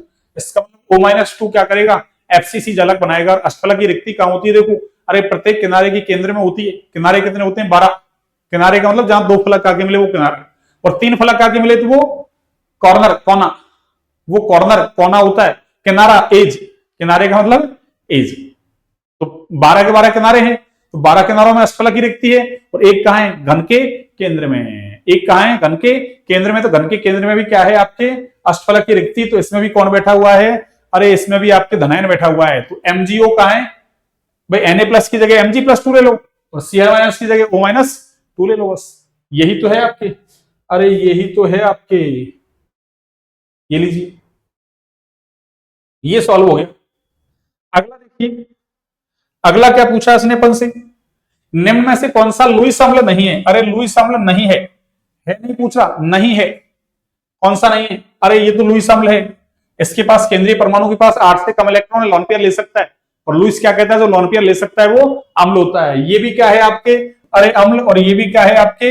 अम्ल। ठीक है ना? अरे ये भी क्या है आपके? अम्ल। क्यों? कार्बन फैमिली में आ रहा है टिन। अरे SN टिन, कांसी गई शंकर पार्वती, 4 इलेक्ट्रॉन है, 2 एक एक क्लोरीन से आ जाएगा 6। तो अभी भी इसके पास 2 इलेक्ट्रॉनों की कमी है, लॉन पेयर ले सकता है। इसमें देखो अरे यहां तो नाइट्रोजन के पास क्या है? अरे यहां तो नाइट्रोजन जो है ना, इसके पास लॉन पेयर है, तो इसका अष्टक पूरा है। और नाइट्रोजन पर क्या है? अरे लॉन पेयर है, तो ये लॉन पेयर दे सकता है, ये तो खुद ही दे सकता है। इसका मतलब ये लुईस अम्ल नहीं है। क्यों? इसका अष्टक पूरा है, इसके पास लॉन पेयर है, तो ये लॉन पेयर दान कर सकता है, तो ये लुईस अम्ल नहीं है। आगे देखिए अगला क्वेश्चन क्या है। अगला क्वेश्चन है अपना ये कि नाइट्रोजन और हाइड्रोजन से अमोनिया के निर्माण में ऊष्मा निकलती है। अरे ये नाइट्रोजन प्लस ये हाइड्रोजन, और इससे क्या बन रहा है आपके? अरे ये अमोनिया बन रहा है। और साथ में क्या निकल रही है? अरे ऊष्मा निकल रही है, हीट। और ऊष्मा निकलती है तो अभिक्रिया कौन सी होती है? अरे ऊष्मा क्षेपी होती है भैया ना। तो अभिक्रिया कौन सी है ये? अरे ऊष्मा क्षेपी। कौन सी अभिक्रिया है बच्चों? ऊष्मा क्षेपी। ये अमोनिया निर्माण की हेबर विधि कहलाती है। कौन सी विधि? अरे हेबर विधि। कौन सी विधि? हेबर विधि। और इसमें आयरन उत्प्रेरक होता है भैया ना। अरे आयरन क्या होता है? उत्प्रेरक। उसके साथ में एमओ मोलिब्डेनम भी लेते हैं, वो उत्प्रेरक वर्धक होता है। उत्प्रेरक वर्धक का मतलब अरे उत्प्रेरक की क्रियाशीलता को बढ़ाने वाले पदार्थ। क्या कहा है इसने? ताप का बढ़ना, यानी इसमें टेम्परेचर बढ़ा रहा है सभी क्रिया में। और देखो लासातेलिया का नियम क्या कहता है कि ऊष्मा क्षेपी अभिक्रिया हो और आपने टेम्परेचर बढ़ा दिया, अरे तो अभिक्रिया किधर जाएगी? अरे बैकवर्ड डायरेक्शन में जाएगी आपकी, फॉरवर्ड में नहीं, अग्र दिशा में नहीं, कहां जाएगी? पश्चिम दिशा में जाएगी। और ओवरऑल देखा जाए तो ये अभिकारक वो क्या है? उत्पाद। अरे ये अभिकारक वो क्या है? उत्पाद। और अभिक्रिया इधर जाएगी, इसका मतलब अमोनिया टूटेगा किसमें? नाइट्रोजन और हाइड्रोजन में। इसका मतलब ये कंसंट्रेशन ज्यादा होगी और ये कम होगी कब? टेम्परेचर बढ़ाएंगे। तो ये क्या कह रहा है देखना, ताप का बढ़ना अमोनिया के निर्माण में सहायक है। अरे अमोनिया के निर्माण में सहायक तो तब होता है जब अभिक्रिया आगे की तरफ चलती है, तो अभिक्रिया पीछे जा रही है। इसका मतलब ये आंसर आपका गलत। अगला देखो, अमोनिया के निर्माण में सहायक, वही सहायक सहायक कह रहा है, इसका मतलब ये तो गलत है। लेकिन साम्य स्थिरांक को प्रभावित नहीं करता, तो हमने तो यहीं से पकड़ लिया, गलत हो गया ये। अब बचे दो, एक सेकंड भाई, एक सेकंड। हाँ जी, इसका मतलब क्या हुआ? अगला अमोनिया के निर्माण में सहायक नहीं है, फिर ये कह रहा है साम्य स्थिरांक के मान को कम करता है। और एक में क्या है, साम्यस्थिरांक के मान को बढ़ाता है। अरे देखो साम्यस्थिरांक क्या होता है, साम्यस्थिरांक के बराबर होता है प्रोडक्ट की कंसंट्रेशन अपॉन अरे रिएक्टेंट की कंसंट्रेशन। देखना, अरे ये अभिक्रिया इधर चल रही है, इसका मतलब वो कंसंट्रेशन घटेगी, ये बढ़ेगी। अरे अभिकारक नीचे आ रहा है, नीचे की तरफ सांद्रता बढ़ रही है, यानी हर में राशि बढ़ रही है, हर में राशि बढ़ती है तो रिजल्ट अरे घटता है। हर में राशि बढ़ती है तो रिजल्ट घटता है। इसका मतलब जो साम्यस्थिरांक है उसका मान क्या होगा, अरे कम होगा, ना कि बढ़ेगा। अगर अभिक्रिया ऐसे चलती तो उत्पाद अपॉन अभिकारक ये क्या होता, बढ़ता। ठीक है ना। अब कौन बढ़ रहा है, अभिकारक बढ़ रहा है, इसलिए के का मान यानी साम्यस्थिरांक का मान क्या होगा, अरे घटेगा। ये लो, तो ये हमने यहां तक आगे अपन 85, इसका मतलब 60 और 25 क्वेश्चन कर लिए अपन ने। देखिए ये लीजिए, ये मैंने आपको विद है ना कंसेप्ट आपको समझाया सब कुछ है ना। इसके बाद देखिए आप आगे अगला क्वेश्चन देखिए। अगला क्वेश्चन क्या है अपना, हाँ, अगला क्वेश्चन है अपना,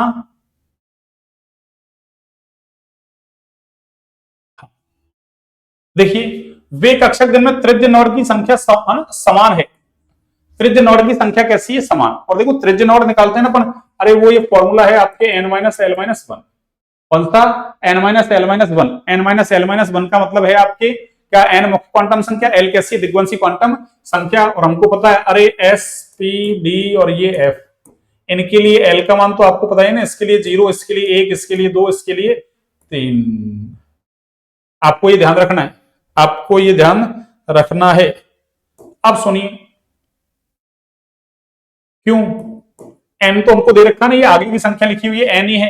तो देखो 2s का मतलब क्या है, अरे 2s में निकालो आप, n का मान 2, l का मान s के लिए कितना होता है 0 माइनस 1, 2 माइनस 1 का मतलब क्या हुआ 1, और 2p में कितना है 2 माइनस p के लिए l कितना है 1 माइनस 1, तो ये कितना हो गया अरे 0।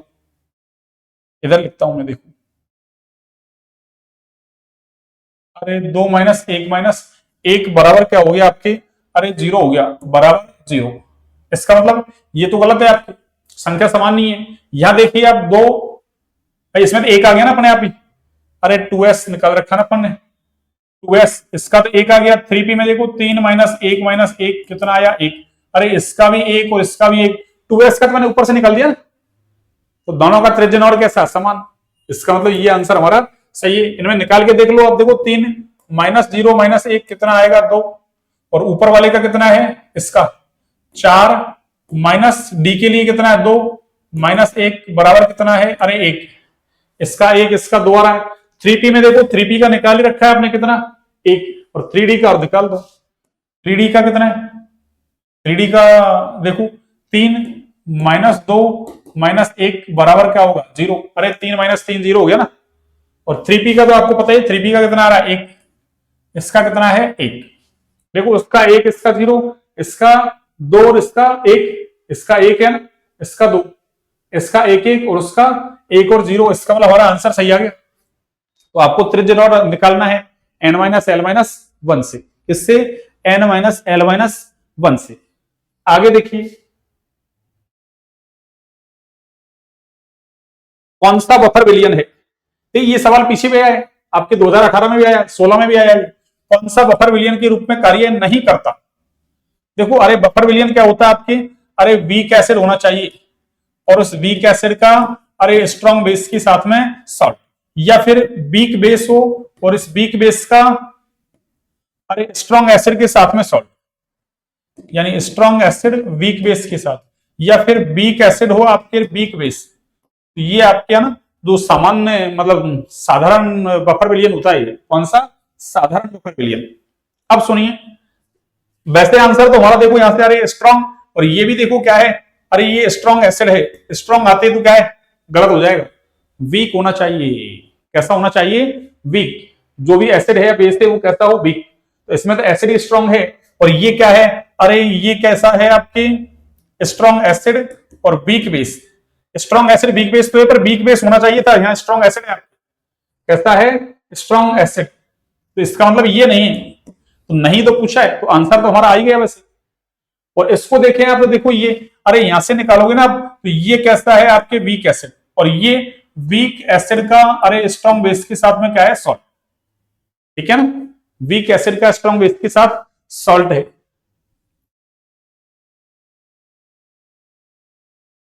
ये लो, ऐसे देखो यहां, अरे ये कैसा है आपके वीक बेस, और ये कैसा है अरे स्ट्रॉन्ग एसिड का वीक बेस के साथ सॉल्ट। देखो इस कंडीशन को फॉलो कर रहा है, कौन सी को, इसको, स्ट्रॉन्ग एसिड वीक बेस और वीक बेस। और यहाँ CO2 देखो, CO2 जो है ना, अरे पानी में घुल के क्या बनाएगी ये CO2, H2CO3, यानी आपके कार्बोनिक एसिड बना देगी।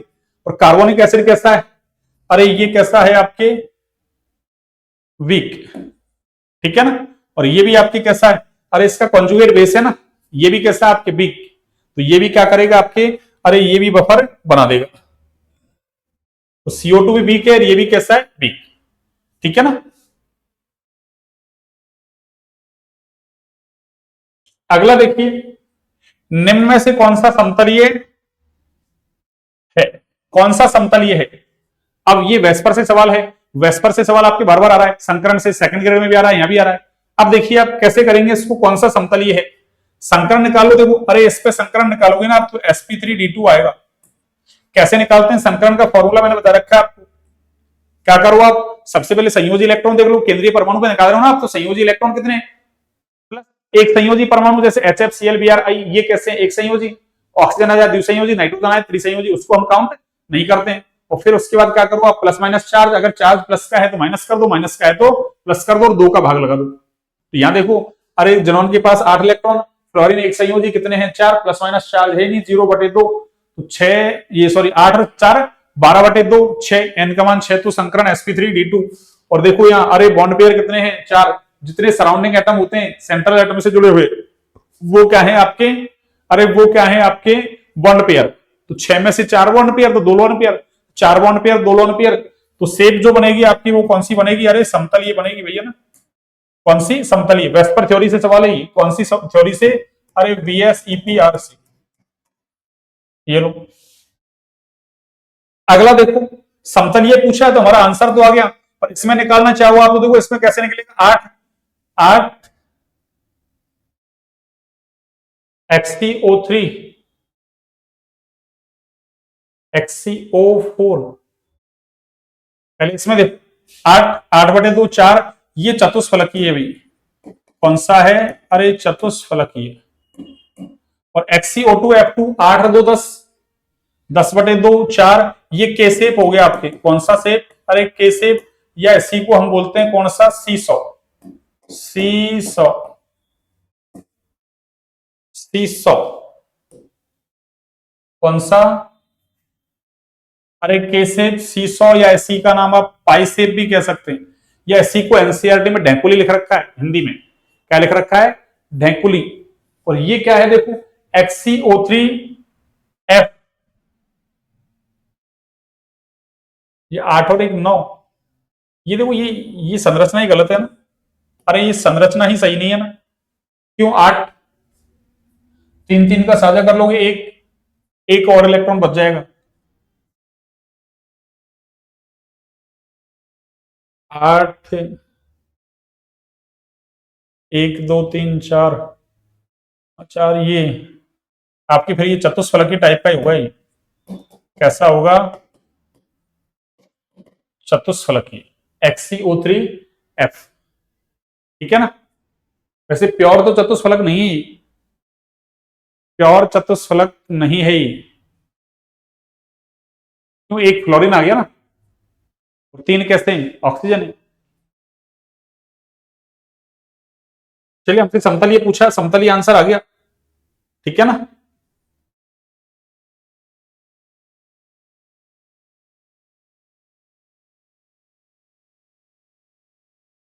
देखिए आगे, अगला,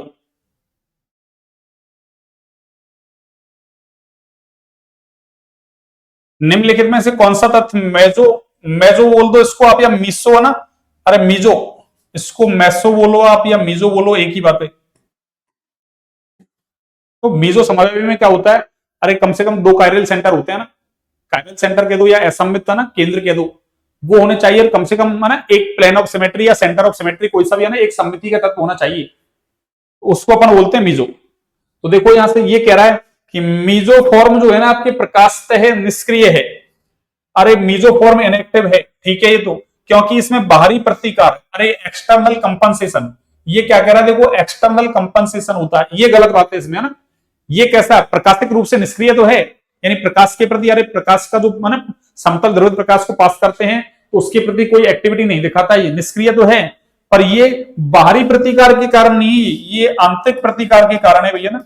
किसके कारण, अरे आंतरिक प्रतिकार के कारण। क्यों, मैंने क्या कहा, कम से कम 2 क्या हूं, असममित केंद्र हूं, तो वहां क्या होता है, जैसे एक पे क्लॉकवाइज रोटेशन होता है तो दूसरे पे एंटी क्लॉकवाइज रोटेशन हो जाता है ना। तो एक कायरल सेंटर है वो क्लॉकवाइज घुमा रहा मान लो 50 से, तो दूसरा -50 से घुमा देता, तो ओवरऑल रोटेशन कितना हुआ, 0। भाई एक ने 50 से घुमाया प्लस के से, दूसरे ने -50 से घुमा दिया, उसी के अंदर है ही दोनों कायरल सेंटर, इसलिए आंतरिक प्रतिकार बोलते हैं इसको। कौन सा प्रतिकार, आंतरिक प्रतिकार। यह प्रकाश से सक्रिय समावयव है, सही है, सॉरी सक्रिय नहीं ना, ये तो निष्क्रिय है, अरे निष्क्रिय तो है ही।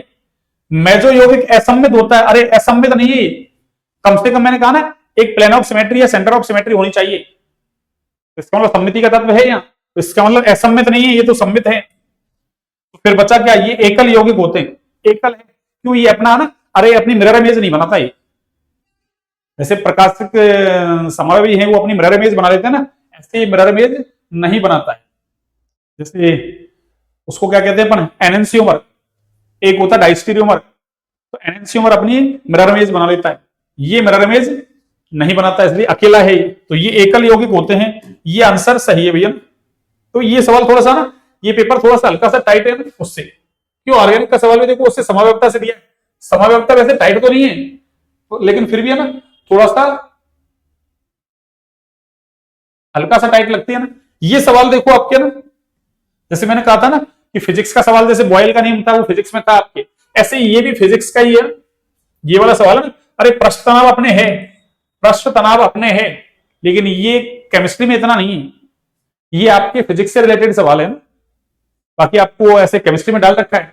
आगे देखो बायोलॉजी के आगे ऐसे सवाल, बायोलॉजी के सवाल पीछे भी आगे थे, और जो घट रहे थे वो सवाल आगे अपने देखो 29 सवाल हो गया ना, वो आप फिजिक्स में करेंगे, वो ना उस सवाल को आप फिजिक्स में। अगला देखिए एक केमिस्ट्री का सवाल अपना ये आगे 30वें नंबर का सवाल, निम्नलिखित में से कौन सा ऑक्सीजन फ्लोरीन नाइट्रोजन तत्वों की परमाणु त्रिज्याओं का सही क्रम है। अरे एक तो नाइट्रोजन दे दिया, एक ऑक्सीजन और एक फ्लोरीन, और हमको पता है ये एक ही आवर्त के तत्व हैं और एक ही आवर्त में बाएं से दाएं जाते हैं। अरे तो साइज क्या होता है, अरे घटता है, साइज घटता है, क्षार धातुओं का सबसे ज्यादा, हैलोजनों का सबसे कम। इसका मतलब देख लो आप, फ्लोरीन का सबसे कम होना चाहिए, फ्लोरीन सबसे कम एक ऑप्शन में दे रखा है, देख लो एक ही ऑप्शन है, या तो क्या ऑक्सीजन सबसे कम, नाइट्रोजन सबसे कम, गलत है ऑक्सीजन, ये तो गलत हो गया ना। सही कौन सा है, ये बस, ये तो सीधा सा है, आवक में जाते हैं साइज घटता है, वर्ग में जाते हैं साइज बढ़ता है, कारण क्या है, परिरक्षण प्रभाव बढ़ता है, या कह दो कोष की संख्या बढ़ती है। ये फिर देखो आपके फिजिक्स का आ गया सवाल, ठीक है ना। और देखिए अब एक सेकंड, इसमें और थोड़ी ना सवाल, हाँ ये हो गया कंप्लीट। इधर ये देखिए आप, इसमें ये सीधे हैं सवाल, आपको सीधे याद रखने हैं। नाभिकीय ऊर्जा संयंत्रों में, नाभिकीय ऊर्जा संयंत्रों में विद्युत उत्पन्न करने के लिए किस समस्थानिक का उपयोग किया जाता है। अरे नाभिकीय संयंत्रों में जो विद्युत ऊर्जा उत्पन्न करते हैं, जैसे अपने राजस्थान में देखें तो रावतबाटा चित्तौड़गढ़, इसमें क्या है आपके परमाणु ऊर्जा संयंत्र लगा हुआ है ना, कौन सा परमाणु ऊर्जा संयंत्र लगा हुआ है रावतबाटा चित्तौड़गढ़ में। तो वहां भी क्या करते हैं अपन, जैसे परमाणु ऊर्जा तैयार करते हैं ना, यानी जो आपके ये आणविक खनिज वगैरह हैं उनसे ना विद्युत ऊर्जा उत्पादित करते हैं अपन, तो उसमें यूरेनियम काम में लेते हैं ना, क्या काम में लेते हैं, यूरेनियम। और यूरेनियम में भी कौन सा, अरे यूरेनियम 235, वैसे यूरेनियम 237 भी होता है, 38 भी होता है आपके, पर वो काम में नहीं लेते, कौन सा काम में लेते हैं, यूरेनियम 235। ये नाभिकीय विखंडन की अभिक्रिया पर आधारित है भैया ना, कौन सी, नाभिकीय विखंडन। एक नाभिकीय विखंडन अभिक्रिया होती है, एक नाभिकीय संलयन, तो संलयन तो सूर्य और तारों में होती है, तो ये कौन सी अभिक्रिया है, नाभिकीय विखंडन, जो परमाणु बम वगैरह के अंदर होती है आपकी, जो अमेरिका ने जापान के ऊपर डाले थे, हिरोशिमा और नागासाकी के ऊपर परमाणु बम, कौन सी अभिक्रिया होती है, नाभिकीय विखंडन की अभिक्रिया होती है। ये सीधे याद रखना आपको। इसके अलावा वैसे प्लूटोनियम वगैरह भी काम में लेते हैं भैया, प्लूटोनियम वगैरह है उसको भी काम में ले लेते हैं ना, Pu, प्लूटोनियम, ये भी काम में लिया जाता है। पर ज्यादा किसको काम में लेते हैं? यूरेनियम को काम में लेते हैं ना। कहा? यूरेनियम को ज्यादा काम में लेते हैं। ये यूरेनियम वगैरह है ना, ये ऑस्ट्रेलिया वगैरह में ज्यादा मिलता है भैया ना। कहा? ऑस्ट्रेलिया में। ये आपके देखो, हाँ, फिर आगे देखो ये लोग, तो अरे वही सवाल है घूम फिर के आ रहा है। निम्न में से कौन सा पदार्थ नाभिकीय ऊर्जा प्राप्त करने हेतु अरे ईंधन की तरह प्रयुक्त होता है? कौन? यूरेनियम। वही नाभिकीय ऊर्जा, अरे नाभिकीय ऊर्जा का मतलब परमाणु विखंडन में नाभिक, परमाणु बम में नाभिकीय विखंडन की अभिक्रिया तो हो रही है। वही तो बात है कुल मिला के, नाभिकीय ऊर्जा प्राप्त करने के लिए, यानी नाभिकीय ऊर्जा का मतलब अरे नाभिक के अंदर प्रोटॉन न्यूट्रॉन दोनों हैं, वो नाभिकीय आकर्षण बल के द्वारा बंधे हुए हैं ना। नाभिकीय आकर्षण बल बहुत है ना, मजबूत बनते हैं ना। या तो मजबूत क्या है? बल। अब उसको तोड़ना है आपको, तो उससे क्या, अरे बहुत ज्यादा मात्रा में एनर्जी निकलेगी, तो नाभिक से एनर्जी प्राप्त कर रहे हैं, इसलिए क्या हो गया? नाभिकीय ऊर्जा। तो निम्न में से कौन सा पदार्थ नाभिकीय ऊर्जा प्राप्त करने हेतु ईंधन की तरह प्रयुक्त होता है? तो वो कौन सा है आपके? यूरेनियम। कौन सा है? अरे यूरेनियम। ये फिजिक्स का सवाल आ गया आपके। फिर हाँ, एक सवाल अपने देखो केमिस्ट्री का ये रहा। तो अपने केमिस्ट्री के 33 सवाल, 32 हो गए पीछे, 33वें नंबर का सवाल ये है देखो केमिस्ट्री में अपने, कौन सा? ये वाला। लोहे से बनी वस्तु पर जंग लगना, ठीक है ना। लोहे से बनी वस्तुओं पर क्या, अरे जंग लग जाती है ना। जंग का एक तो सूत्र याद रखना। अरे जंग जो है ना, जंग, इसका सूत्र याद रखना आप। जंग का सूत्र आपसे पूछ लेगा कभी भी, Fe2O3.XH2O। ये जंग का क्या है? सूत्र, Fe2O3.XH2O, ये जंग का सूत्र भी है ना। तो ये कह रहा है जंग का लगना क्या है भाई? लोहे की वस्तुओं पर संक्षारण है, बिल्कुल है संक्षारण तो। और यह एक भौतिक तथा रासायनिक परिवर्तन है, नहीं। विघटन है, नहीं। संक्षारण है, यस, ये विघटन दे रखा है। हाँ, धातुओं की सतह विघटित होती है, पर इस प्रोसेस को संक्षारण बोलते हैं। संक्षारण बोलते हैं इस प्रोसेस को, क्या बोलते हैं? संक्षारण। तो संक्षारण तो है, पर ये कैसा? एक रासायनिक, एक सेकंड, ये गलत कर दिया मैंने, कैसे किया गलत? एक सेकंड, अरे उसके चक्कर में गलत हो गया। हाँ, ये रासायनिक परिवर्तन है भैया ना। क्या है ये? रासायनिक परिवर्तन, भौतिक नहीं है यार। क्या नहीं है? अरे भौतिक नहीं है। कैसा परिवर्तन है ये? रासायनिक परिवर्तन है। यानी पहले लोहे का ना, लोहे का ऑक्सीडेशन होता है, फिर वायुमंडलीय ऑक्सीजन है उसका अपचयन होता है, फिर लोहे से क्या फेरासाइन बनता है ऑक्सीकरण से। फेरासाइन है ना, जो वायुमंडल में नमी है उसके साथ में क्रिया करके है ना, ये बना लेता है आपके क्या? Fe2O3, ferric oxide. और उसके साथ फिर जल के अणु बहुत सारे जुड़ जाते हैं, उससे Fe2O3.XH2O ये बनती है। ये जंग भूरे रंग के रूप में क्या लोहे की वस्तुओं पर प्रकट हो जाती है। तो एक तो जंग का सूत्र याद रखें, Fe2O3.XH2O। और यहां जंग में अगर आपसे पूछे कि इसका आयरन का ऑक्सीडेशन स्टेट कितना है, तो +3। कितना है? +3। तो लोहे पर जंग का लगना कैसा है? एक रासायनिक परिवर्तन है भैया। कौन सा परिवर्तन है? रासायनिक, ना कि भौतिक। आप वैसे पढ़ते हैं छोटी क्लासों में भौतिक परिवर्तन, रासायनिक परिवर्तन। अरे भौतिक में तो क्या होता है, उसकी अवस्था वगैरह चेंज हो जाती है। रासायनिक में नया पदार्थ बन जाता है। तो यहां देखो, अरे लोहे की वस्तु पर जंग लग रही है, नया पदार्थ बन रहा है, ठीक है ना। तो कैसा परिवर्तन है ये? रासायनिक। और वैसे पढ़ते हैं हम 12वीं क्लास में दे रखा है, लोहे पर जंग का लगना एक विद्युत रासायनिक घटना है। विद्युत रासायनिक यानी वहां वोल्टेज भी उत्पन्न होता है, इसलिए विद्युत रासायनिक। तो आपको रासायनिक की जगह ऐसे कहता है विद्युत रासायनिक घटना है, तो भी आपको ध्यान रखना है ना। लोहे पर जंग का लगना क्या है? एक विद्युत रासायनिक घटना। अरे विद्युत, ऐसा एनसीईआरटी में दे रखा है आपके ना, रासायनिक घटना, ठीक है ना। तो इस तरीके से आपको ये मैंने पूरा पेपर सॉल्व करवा दिया 2022 वाला। यानी आपको 2 पारियों में लगे थे ना, तो आपको 1 पारी का मैंने सॉल्व करवा दिया आपको ना, 29 तारीख वाला। कौन सा? 29 तारीख वाला मैंने आपको सॉल्व करवा दिया है। अब हम एक और बच रहा है 2022 वाला, उसको देखते हैं, उसको सॉल्व करवा देते हैं। उसके बाद आपके लेवल असिस्टेंट एग्जाम में आए हुए सारे जो पेपर है वो कंप्लीटली मैंने क्या करवा दिए? सॉल्व, ठीक है ना। 16 वाला हो गया, 18 हो गया, 22 में 1 हो गया, एक और बच रहा है, उसको कल कर लेंगे, ठीक है ना। चलिए, तो आज की क्लास को बच्चों यहीं तक रखते हैं। क्लास अच्छी लगे तो क्लास को लाइक, सब्सक्राइब, शेयर करें भी, ज्यादा से ज्यादा शेयर करें क्लास को ना, ठीक है।